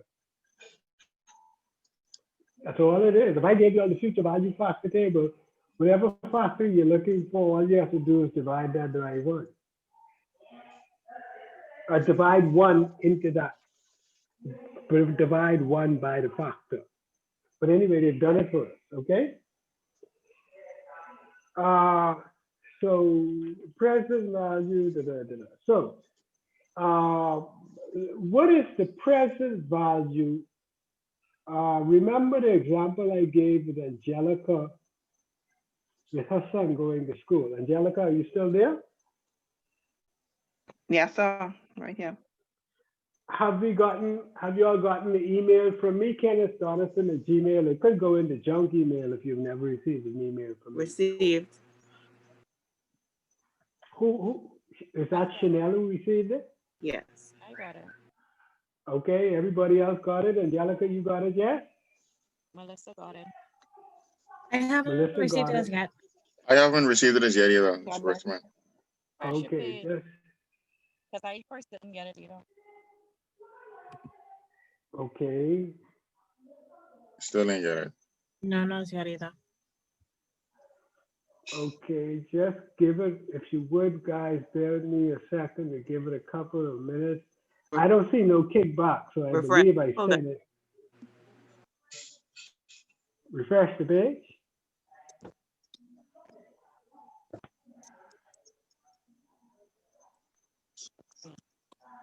Okay, hold on. Richmond, for some reason, I didn't, RITHMONDMC, I left out the K. Sorry about that, brother. No worries. You did good. Most people is chop up Richmond. That's that's gonna be the Right. problem is. Boy, they can do your name anyway, so they just do my last name.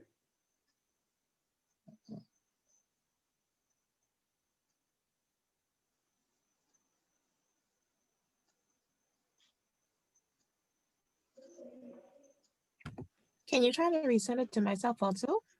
Right, ITHMOND MCKINNEY at Gmail. at Gmail. Yes, sir. Now somebody else was trying to ask me to resend it. Who was that? I think it's Althea. Althea used the angel, right? Pardon me? What is your email address again? A.M. A.M. McDonald, McDonald, Yes. 81242 81242 @gmail.com.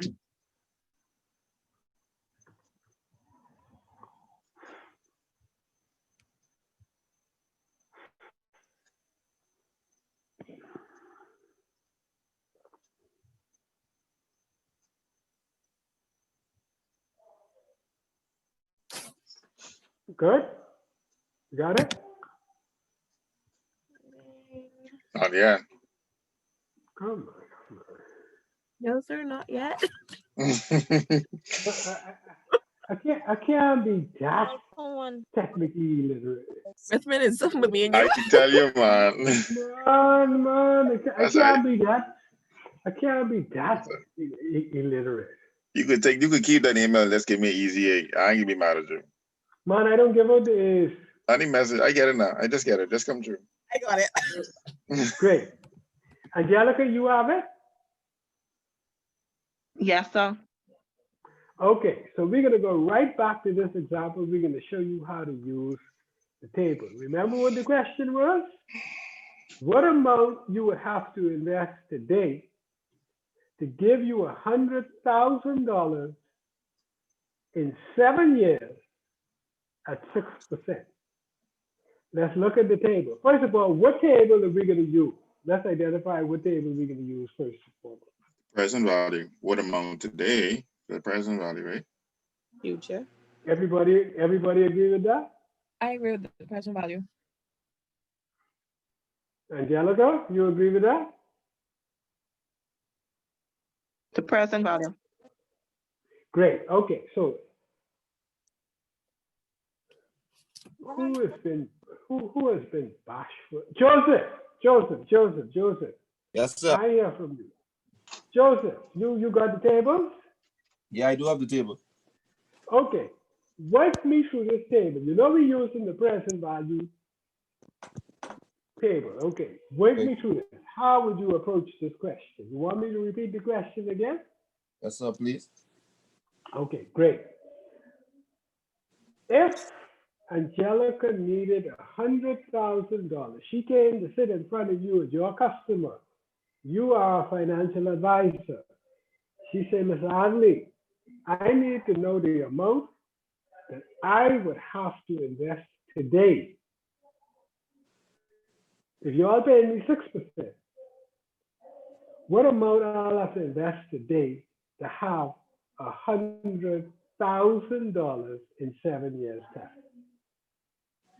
Okay. How would you approach that? Fine. First of all, what table are you using? First of all. Okay, I think I might be using the wrong one. I was looking at the present value factors for annuity. No, that's not the right one, right? No, it isn't an annuity. This is a lump sum. We'll get to the annuity in short order. Okay, so this is present value interest factors, not for the dollar. Is that one? Say that again, please. The name of the table is present value interest factors for dollar discounted. That's correct, sir. That is Okay, absolutely correct. That's the one you're going to use. Now, in terms of the period, what period are you going to use? This is 20 years, right? No. See, you got to get this right. The period of measurement here is in years, you're correct. But how many years does she need to get this money in? 7 years. Exactly. Yeah. Okay, so we look down that period table and we get to 7. Yes?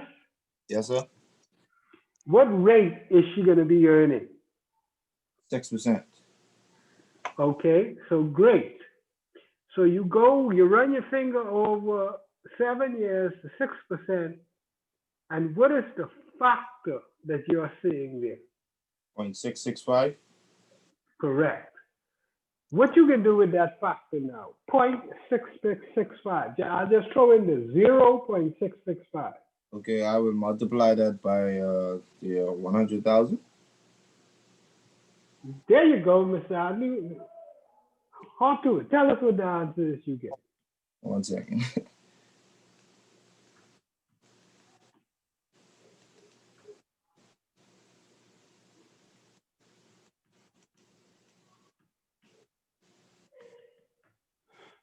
Well, I think I added an extra 0.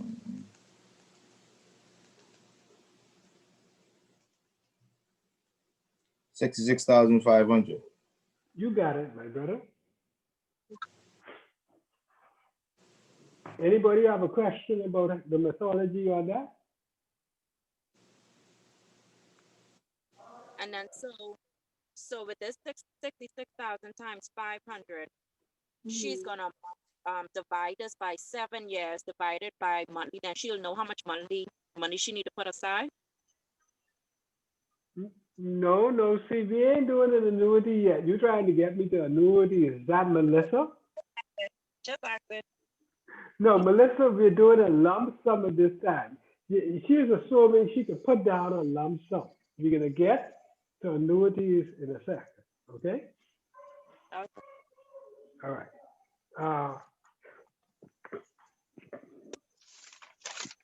I have another question for you guys.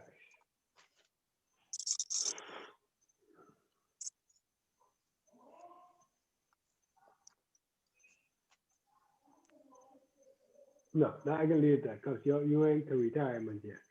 Okay, so we got a pretty good feel. Clemia, Okay. I need to have $500,000 when I retire in 20 years.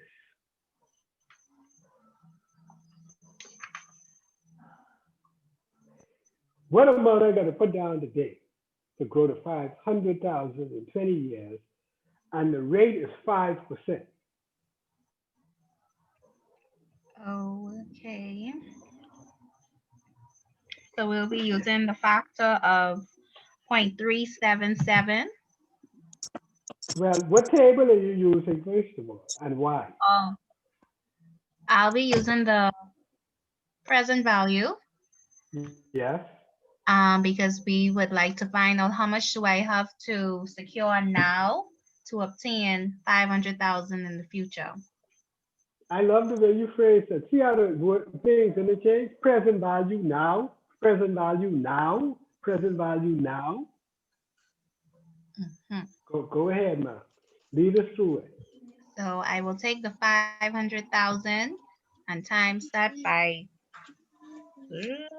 You ain't tell me how you use the table yet. You missing some steps, man. So I would then go to the present value table, and I would look for the period of 20 years. Yes, and would then look for the rate, the percentage interest of 5%. Yes, and I would come up with the factor 0.377. Okay. And now, for our calculations, we would take the future value of 500,000 and times that by the factor that we would have come up with, 0.377, and we will have a present value of $188,500 that we would need to put down today to get $500,000 in the future. There you go, man. Fantastic. Well done. Does anybody have any questions?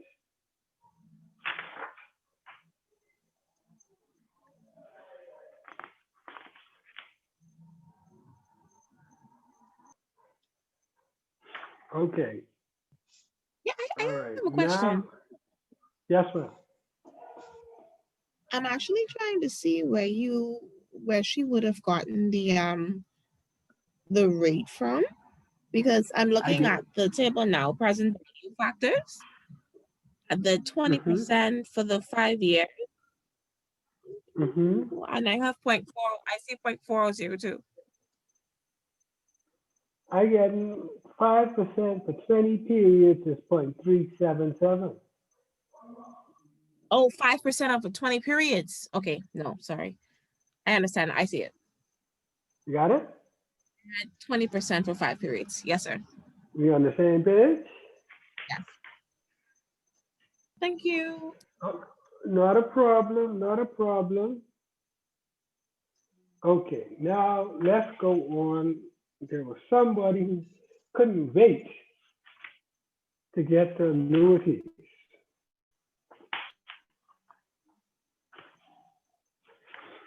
So on page 5, on page 7, future value with multiple cash flows. Suppose you deposit $1,000 today in an account paying 7%. In 1 year, you will deposit another 1,000. How much will you have in 2 years? This particular problem is relatively easy. At the end of the first year, you will have 1,070 plus the second 1,000. You understand what they say? 1,070, 1,000 a day at 7%. will earn you $70, and then you're gonna put in another 1,000 in the second year.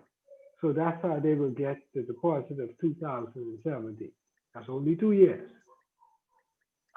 You leave the 2,070 on deposit at 70%, at 7% for another year. At the end of the second year, it is worth 2070 times 1070. That's your future value. Okay.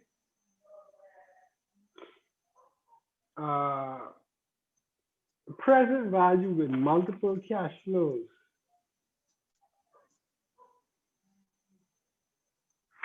Okay. Let's go to the future value of an annuity factor table. Yes? The future value of an annuity factor. Y'all got that one? Yes. Okay. Let's replicate what they just did. Okay? They're gonna take a 1,000, let's just say, what if you had 1,000 annually being paid for 2 years, so that's 2 periods, at 7%.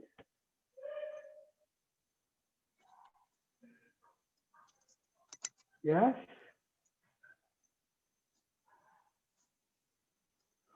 What would you have?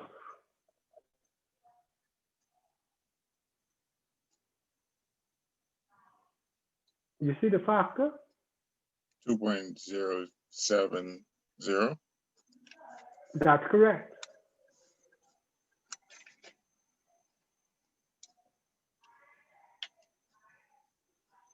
And they're mixing something up here too. All right. Now, you see, so when you have the factor of 2070. So for the first time, you use that factor on $1,000 and multiply that out, and what do you get?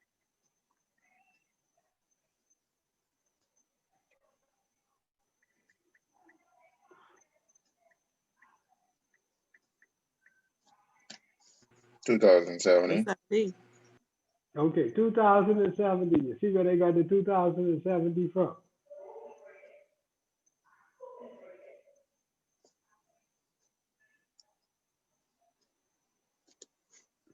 You following something? You have the. Yeah, I want to make a point here. In the last part of this question. Can you send me a copy of that? I don't have the it looks like you following the question or something like that. I don't have that. You don't have this book? This from your folder, part 4. No, I don't have that. Let me see if I can pull up the notes. This should be page 7 of part time value of money, module 4, part 1.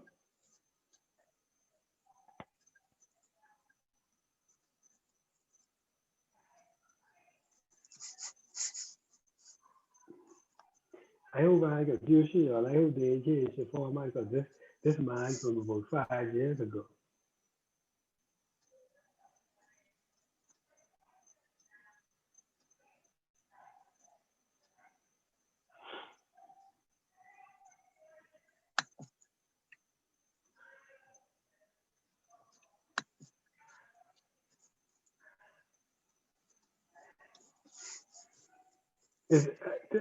Does anybody else have the manual?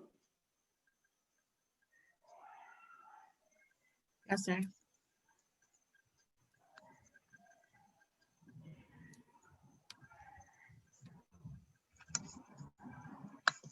I'm serious about it.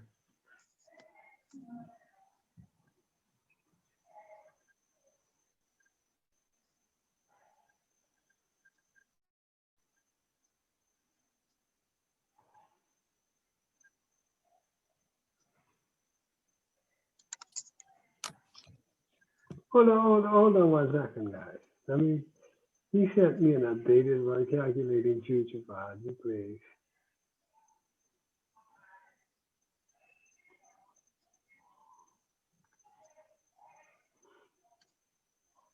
Do y'all have the manual? No? Do y'all have a binder Yeah, that I don't has have it. has the various parts in it For module 4? for module 4? Yeah.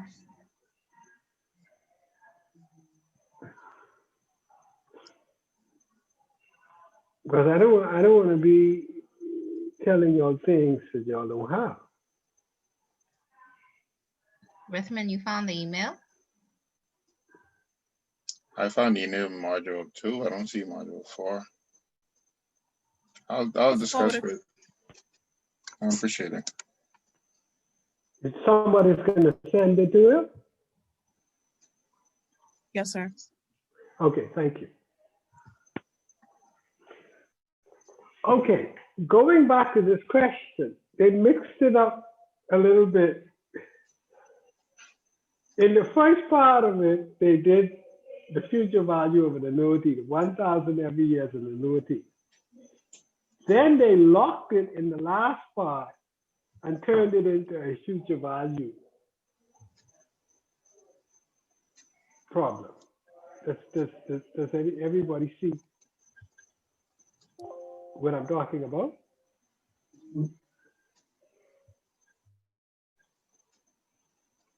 Yes. You see what I'm saying? They say once we earn the 270, then we can lock that away in a fixed deposit, earning 7%. There's no more annuity. They didn't add any more principal to it.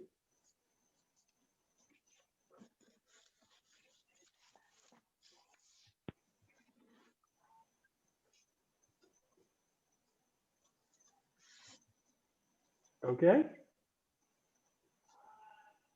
Does everybody understand that, what I'm getting at there?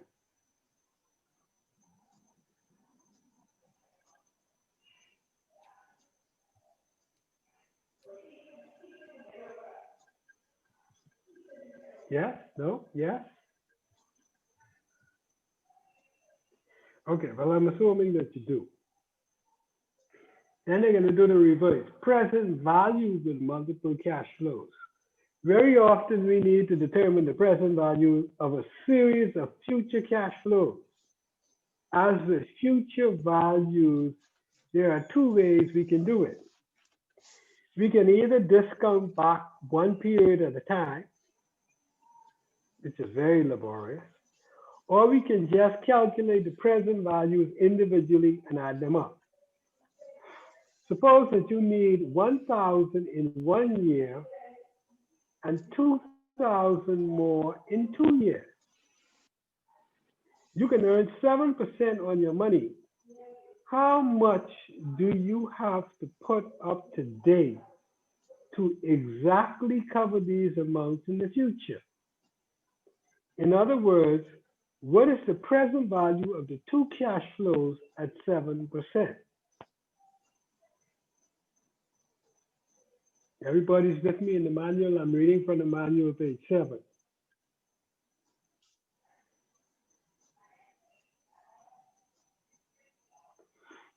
The present value of 2,000 in 2 years at 7% is 2,000 divided by 1.072 is 1,746. Does everybody understand how they got that? Josh, you with me? Yes, sir. Yes, sir.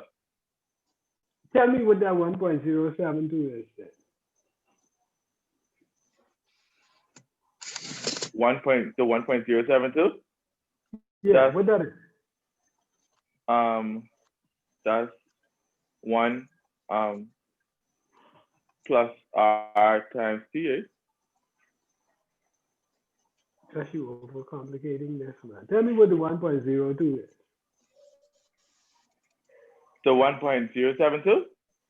Just in ordinary language. Just tell me what the 1.072 is. Yeah, what that is. How did they come up with that?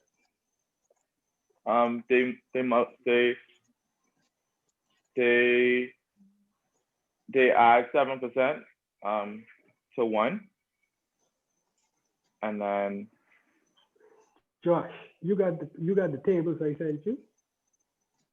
oh, this you said the table A. Sorry. No, that's why I mean, this was a learning experience for us, Josh. Okay. So I want you to go to the present value interest factor for $1 table, okay? Okay, present value. I see future value. Present value for $1. Yes, present value Okay. for one. I want you to read down the left-hand side until you find 2 periods, okay? Okay, yeah, I see 2 periods. Then come all the way across, run your finger across until you get to 7%. That's 0.816. The Oh, I in present the value, wrong. no present value Oh, you mean for annuity? for annuity. I'm Okay. sorry, I misled you, sir. Please, my apologies. Okay, so go to period 2. Yes, For the present value for annuity for period 2 is 1.808 for 7% for 2 periods.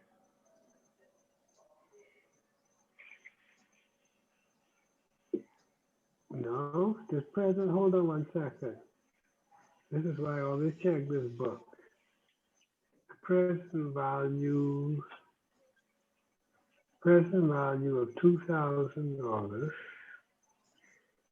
2 years at 7%, 0.873.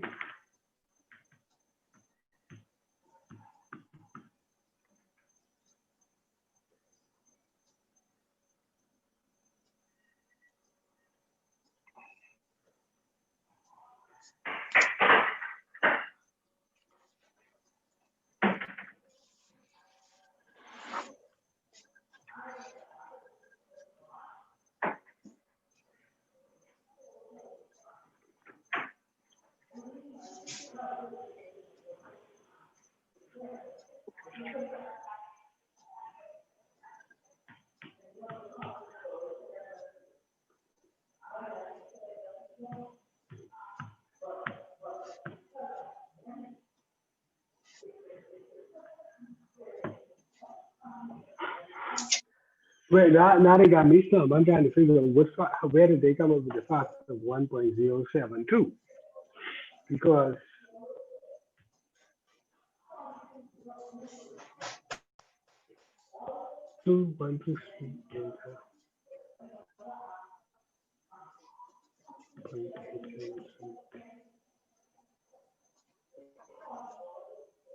anyway, I don't know how they came up with that factor, but let's go along with our thing, with our example. Josh, are you still there? Yes, sir. Okay. Interest factor for 2 periods. This is present value of $1. Present value of $1. Okay. Okay. The factor is 0.873, right? You with me so far, Josh? Hold on, where you get that 0.873? Go to the present value interest factor for $1. You got that? For annuity? No, not for annuities. Present value interest factor for $1. Okay. Yeah. You got it? Yeah. Look, for 2 periods of 7%, you get 0.873, right? Yes, I see that. Multiply that 0.873 by 2,000, and what is your answer? Okay, that's know right now. 2,000 times 0.873. 1,746. What does the book say?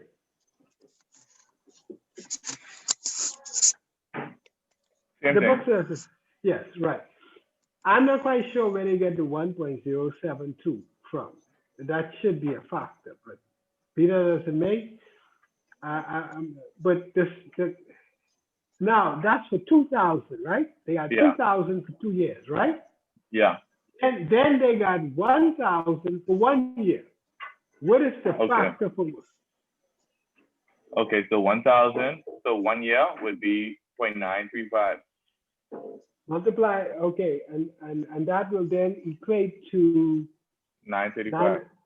so okay, which is 934. So Yeah. we got these two unequal cash flows, right? Yeah. And you combine them together and you add up, and that's what will be your present value Yes, sir. of those two cash flows combined together. Okay, okay, Yes, sir. okay. Let me give you an example of how you use this and in finance, because I run property management. When you have a commercial property, let's just say hypothetically you have a commercial property with the average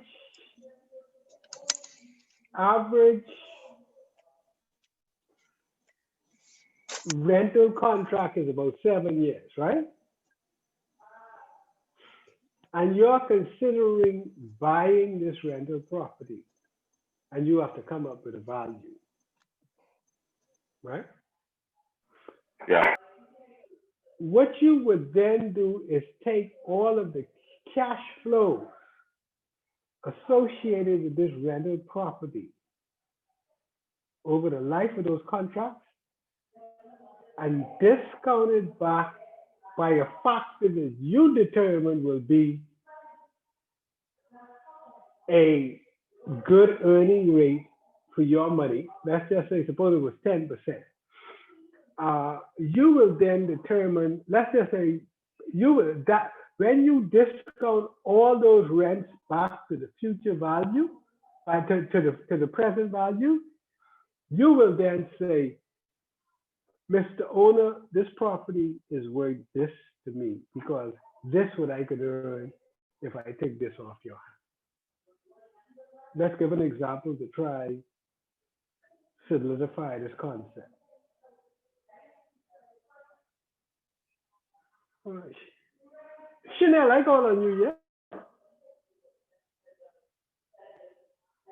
Chanel, you there? Hello, Chanel.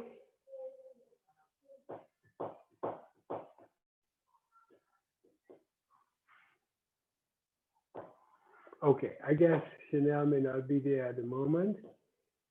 Mr. McDonald. Yes, sir. I have a rental property, 20 units. 20 units. Mm-hmm. At the end of the day, I have rental contracts that I can show you on these units for the next 7 years. Okay, the tenants in there, they're locked in for 7 years. Yes. Then I add up all the cash flows for these 7 years. It amounts to $1 million. Okay? Overall for the 7 years?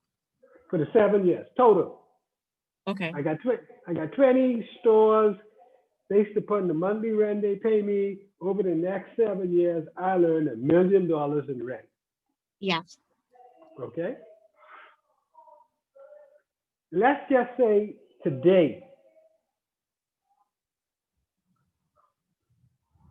you could earn on your money 6%. Central bank pay you 6%, right? Mm-hmm.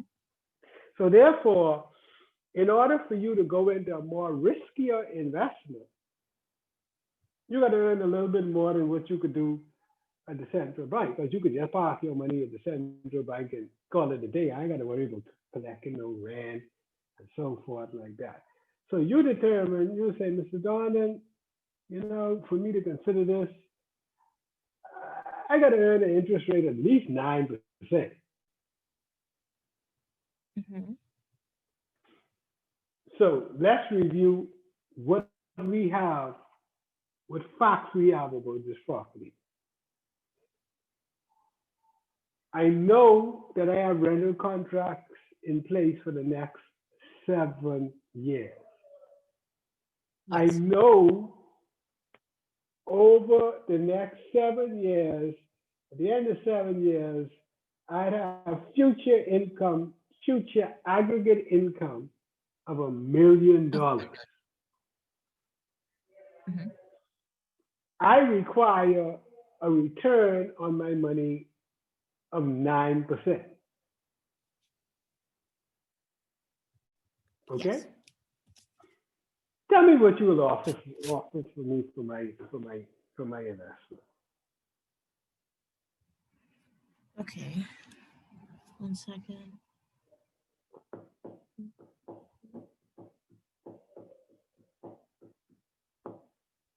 You want me to help you? Pardon me? You want me to help you?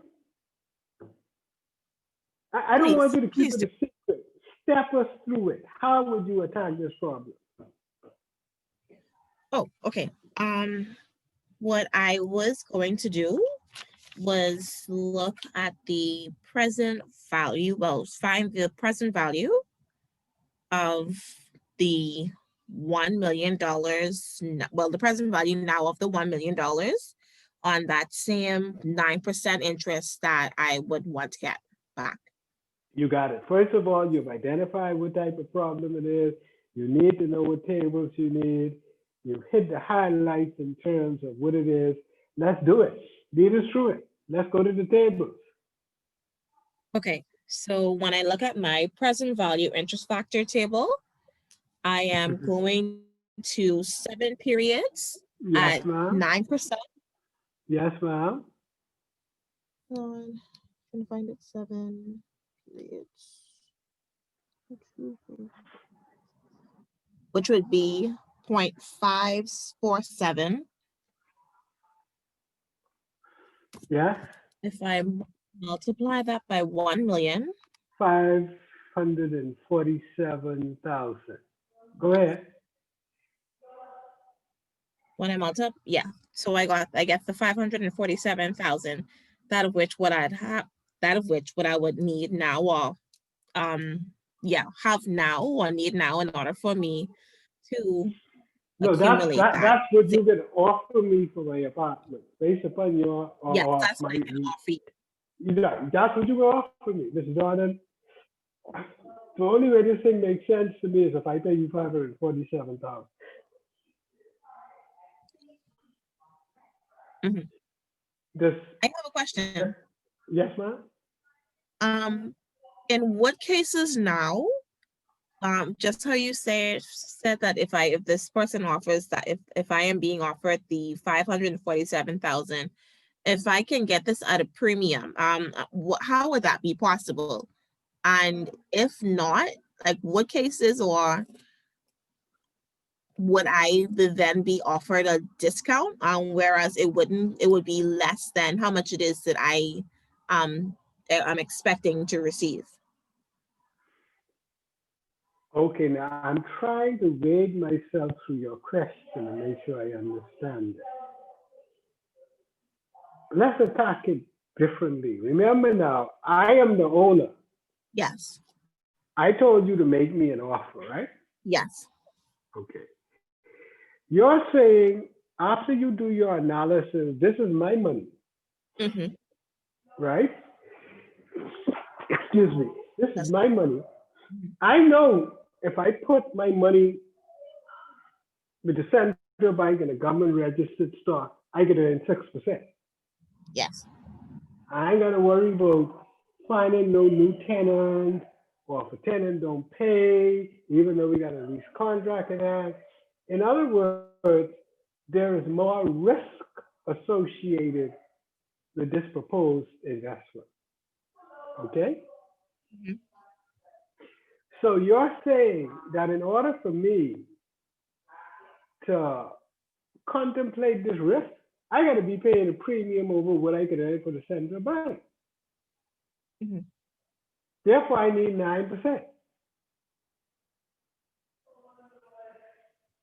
So Sure. I think I understand, but the premium is factored into the rate. See, if you discount that, let me show you how it goes. Let's just say, take just say an example. We got 547,000, right? Yes. Take that same thing and instead of discounting it by 9%, discount it by the same 6% you could earn in the central bank.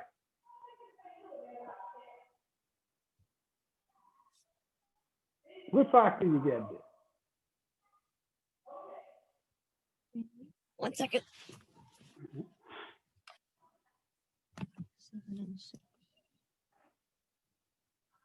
0.665.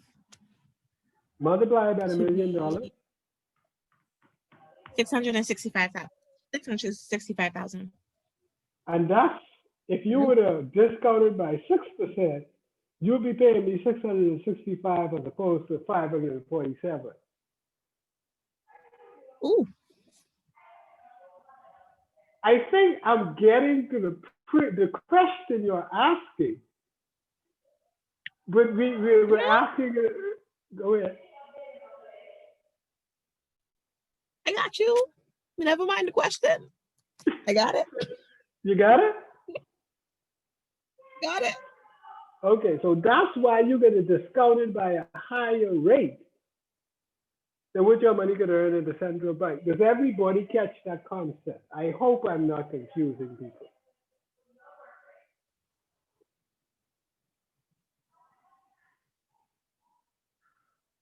Okay, not a problem.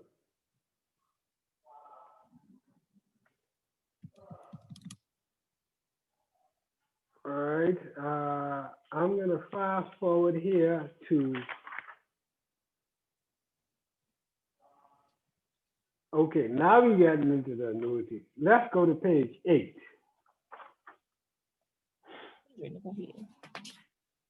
Valuing level cash flows. That's what they call annuities, level cash flows, because they're all equal. Investors and lenders often encounter situations where they have multiple cash flows that are all the same amount. Remember in the prior example, for the 2 years, one was 2,000 and then the other one was 1,000. Yeah, here it is. Cash flows that are all the same amount. There goes the word annuity. The equal cash flow. That's what annuity means. For example, a very common type of loan repayment plan calls for the borrower to repay the loan by making a series of equal payments for some length of time. Remember somebody was asking me about an amortization? Yeah. All an amortization is an annuity. Almost all consumer loans, such as car loans and home mortgages, feature equal payments usually made each month. A series of constant or level cash flows that occur at the end of each period for some fixed number of periods is called an ordinary annuity. Everybody agrees with that? So what is a mortgage or an amortization? What is it? Come on, guys. It's an annuity, that's all it is.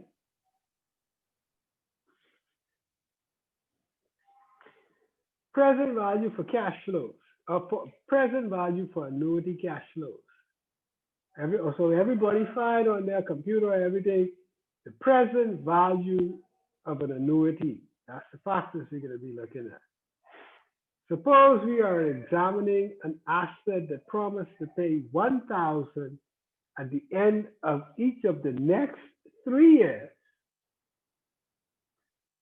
The cash flows from this asset are in the form of a 3-year 1,000 annuity. They can pay you $1,000 at the end of each year for the next 3 years.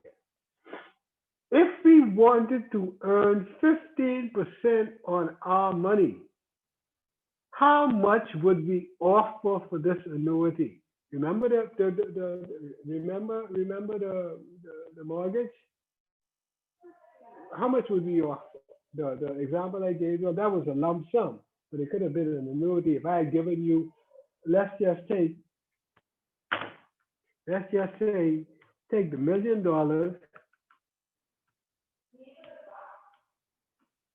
I was going to tell you all each year you would earn 142,857, and then that would have been an annuity.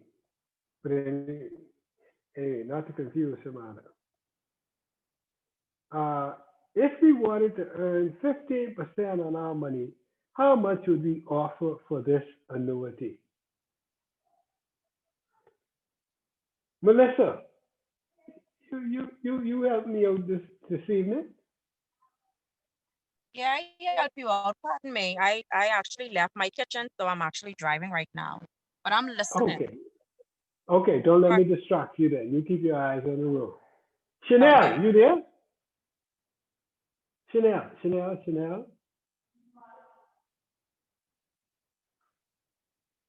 Chanel.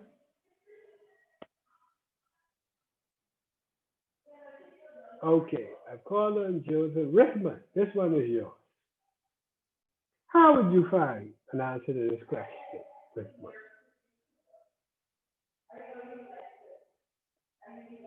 Am I losing my class? No. I hear. Okay, good.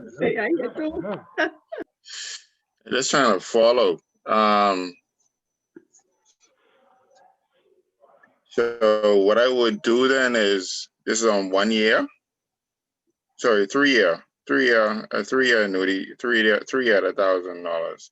So if we go at the three on using the table present value interest factor for $1 annuity. Right. And if I use in 3 years, which would be the row 3 at 15%, which will be 1.6257. Present value 15%.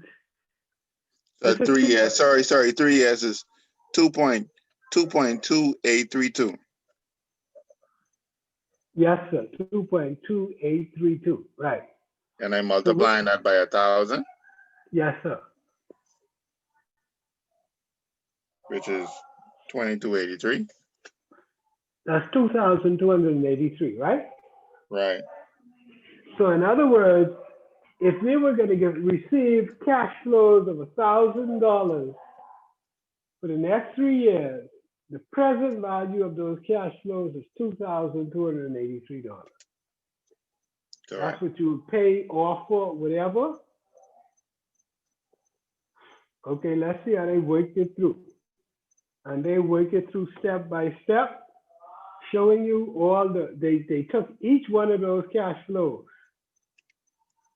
and discounted them back 1,000 for 1 year, 1,000 for 2 years, 1,000 for 3 years, and added them all together. You see what they did?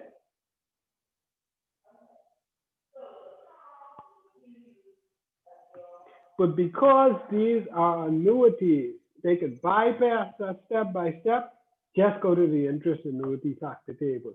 You cannot do this for unequal cash flows. I repeat, you cannot do this for unequal cash flows. If those cash flows was unequal, you will have to do each individual cash flow by itself. You'd have to break it out. Like how do you break it out? That's correct. Okay.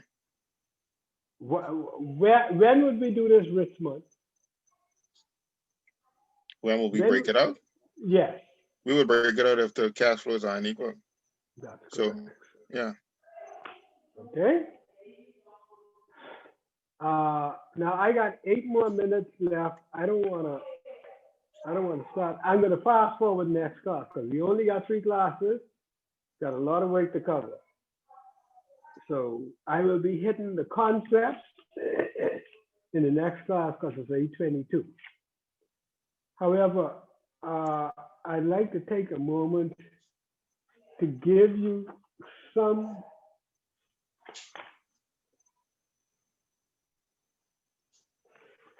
little advice about taking the CIFP exam. And I want you to remember my voice in your ear. Is the format still open book? No, I don't think so.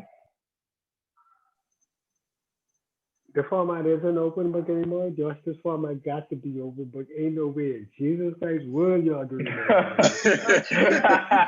Don't say that. Not this table, not these table they talking about. No way. Unless we can calculate in the straight formula. No, this ain't even it. Y'all got law. You know the modules y'all have to cover? Yeah. It's Miguel needs multiple to Anyway. choice, work on the right? All multiple It choice is and multiple. that don't necessarily make it easier, you know. I know. I just Let me, guys, let me tell you this. Taking open book exam. And y'all can verify whether this is still open book. I don't know if Miguel is still there because he is on mute. He has several classes.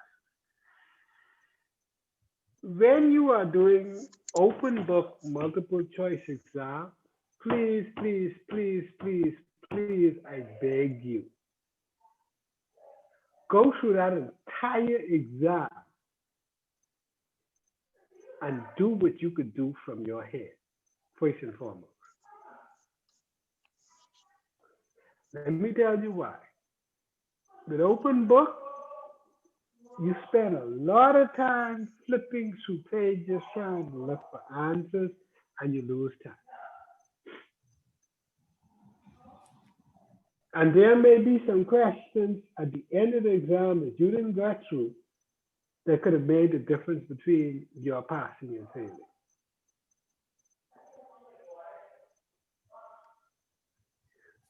Go through the exam and answer the questions you can from your knowledge, your thing of knowledge.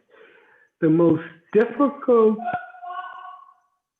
portion of this exam I found to be, and historically has been that one on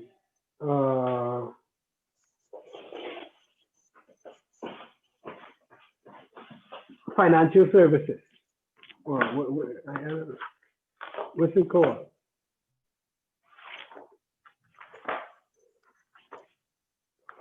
Asset value and estate planning. Because that got so much information. And the dynamics in that thing is always changing. They're always coming up with new rules. So please, and before this exam, they got a lot of questions, practice exams, practice, practice, practice. Learn how they ask the question. Do the mock exams. Learn how they ask the questions. Because sometimes the questions can be tricky.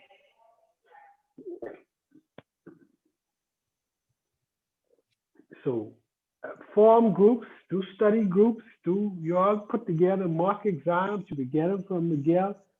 Practice, practice, practice.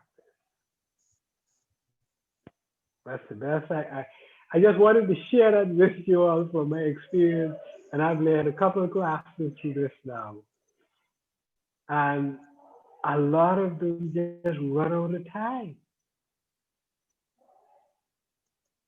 Because they spend all day flipping back and forth trying to look for a one answer to one question. Move on, go answer the questions you could. Come back to that question. But don't leave no scraps on the table that you could have, and you will be scrapping for points in this exam.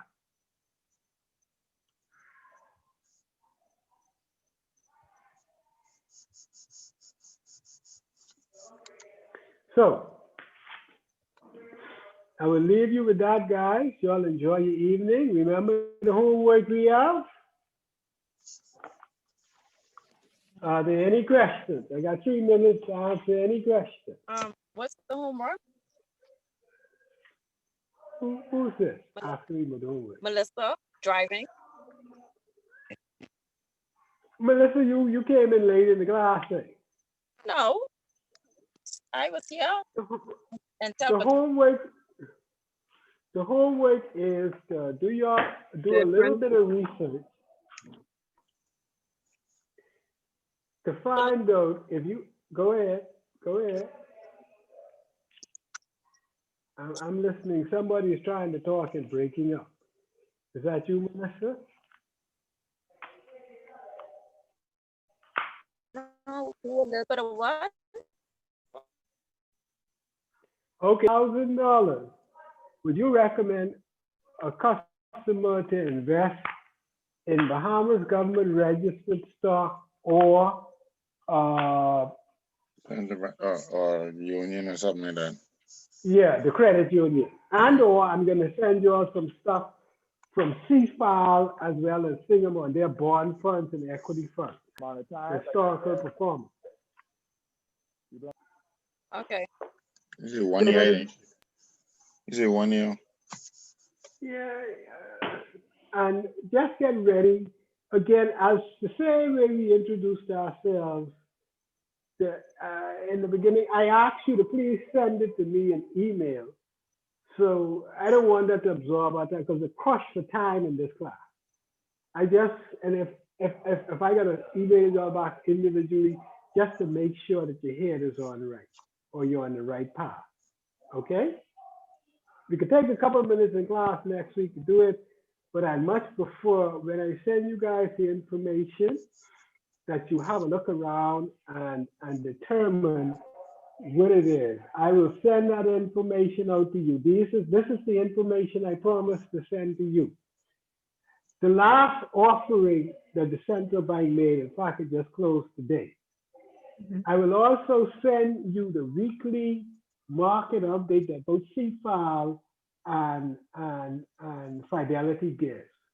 You're gonna have to call the credit union on you. I don't have any information on the teachers and salaried workers credit union. Okay? Yes. You good? Any questions? Good. I have a question, sorry. Go ahead. When we were using the factors in the last question for the present value, the table I was using, I didn't use your table, but it didn't have 15%. If I remember correctly, you have to subtract the 2 percentages or something like that. How high did it go up to?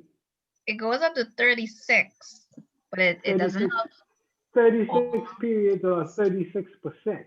36%. But it didn't have 15%. Right.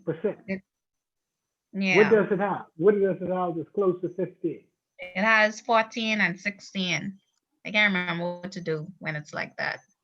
Okay, what you do is add those two and find the average between the two. That'll give you a quick and dirty. I'm not saying it's going to be exact. Okay. Okay? All right. Thank you. You're quite welcome. Okay, guys, that is. Melissa, be careful driving. Keep your eyes on the road. You guys enjoy the rest of your evening. And thank you for joining me. Yes, sir. Good night. Good night. Good night.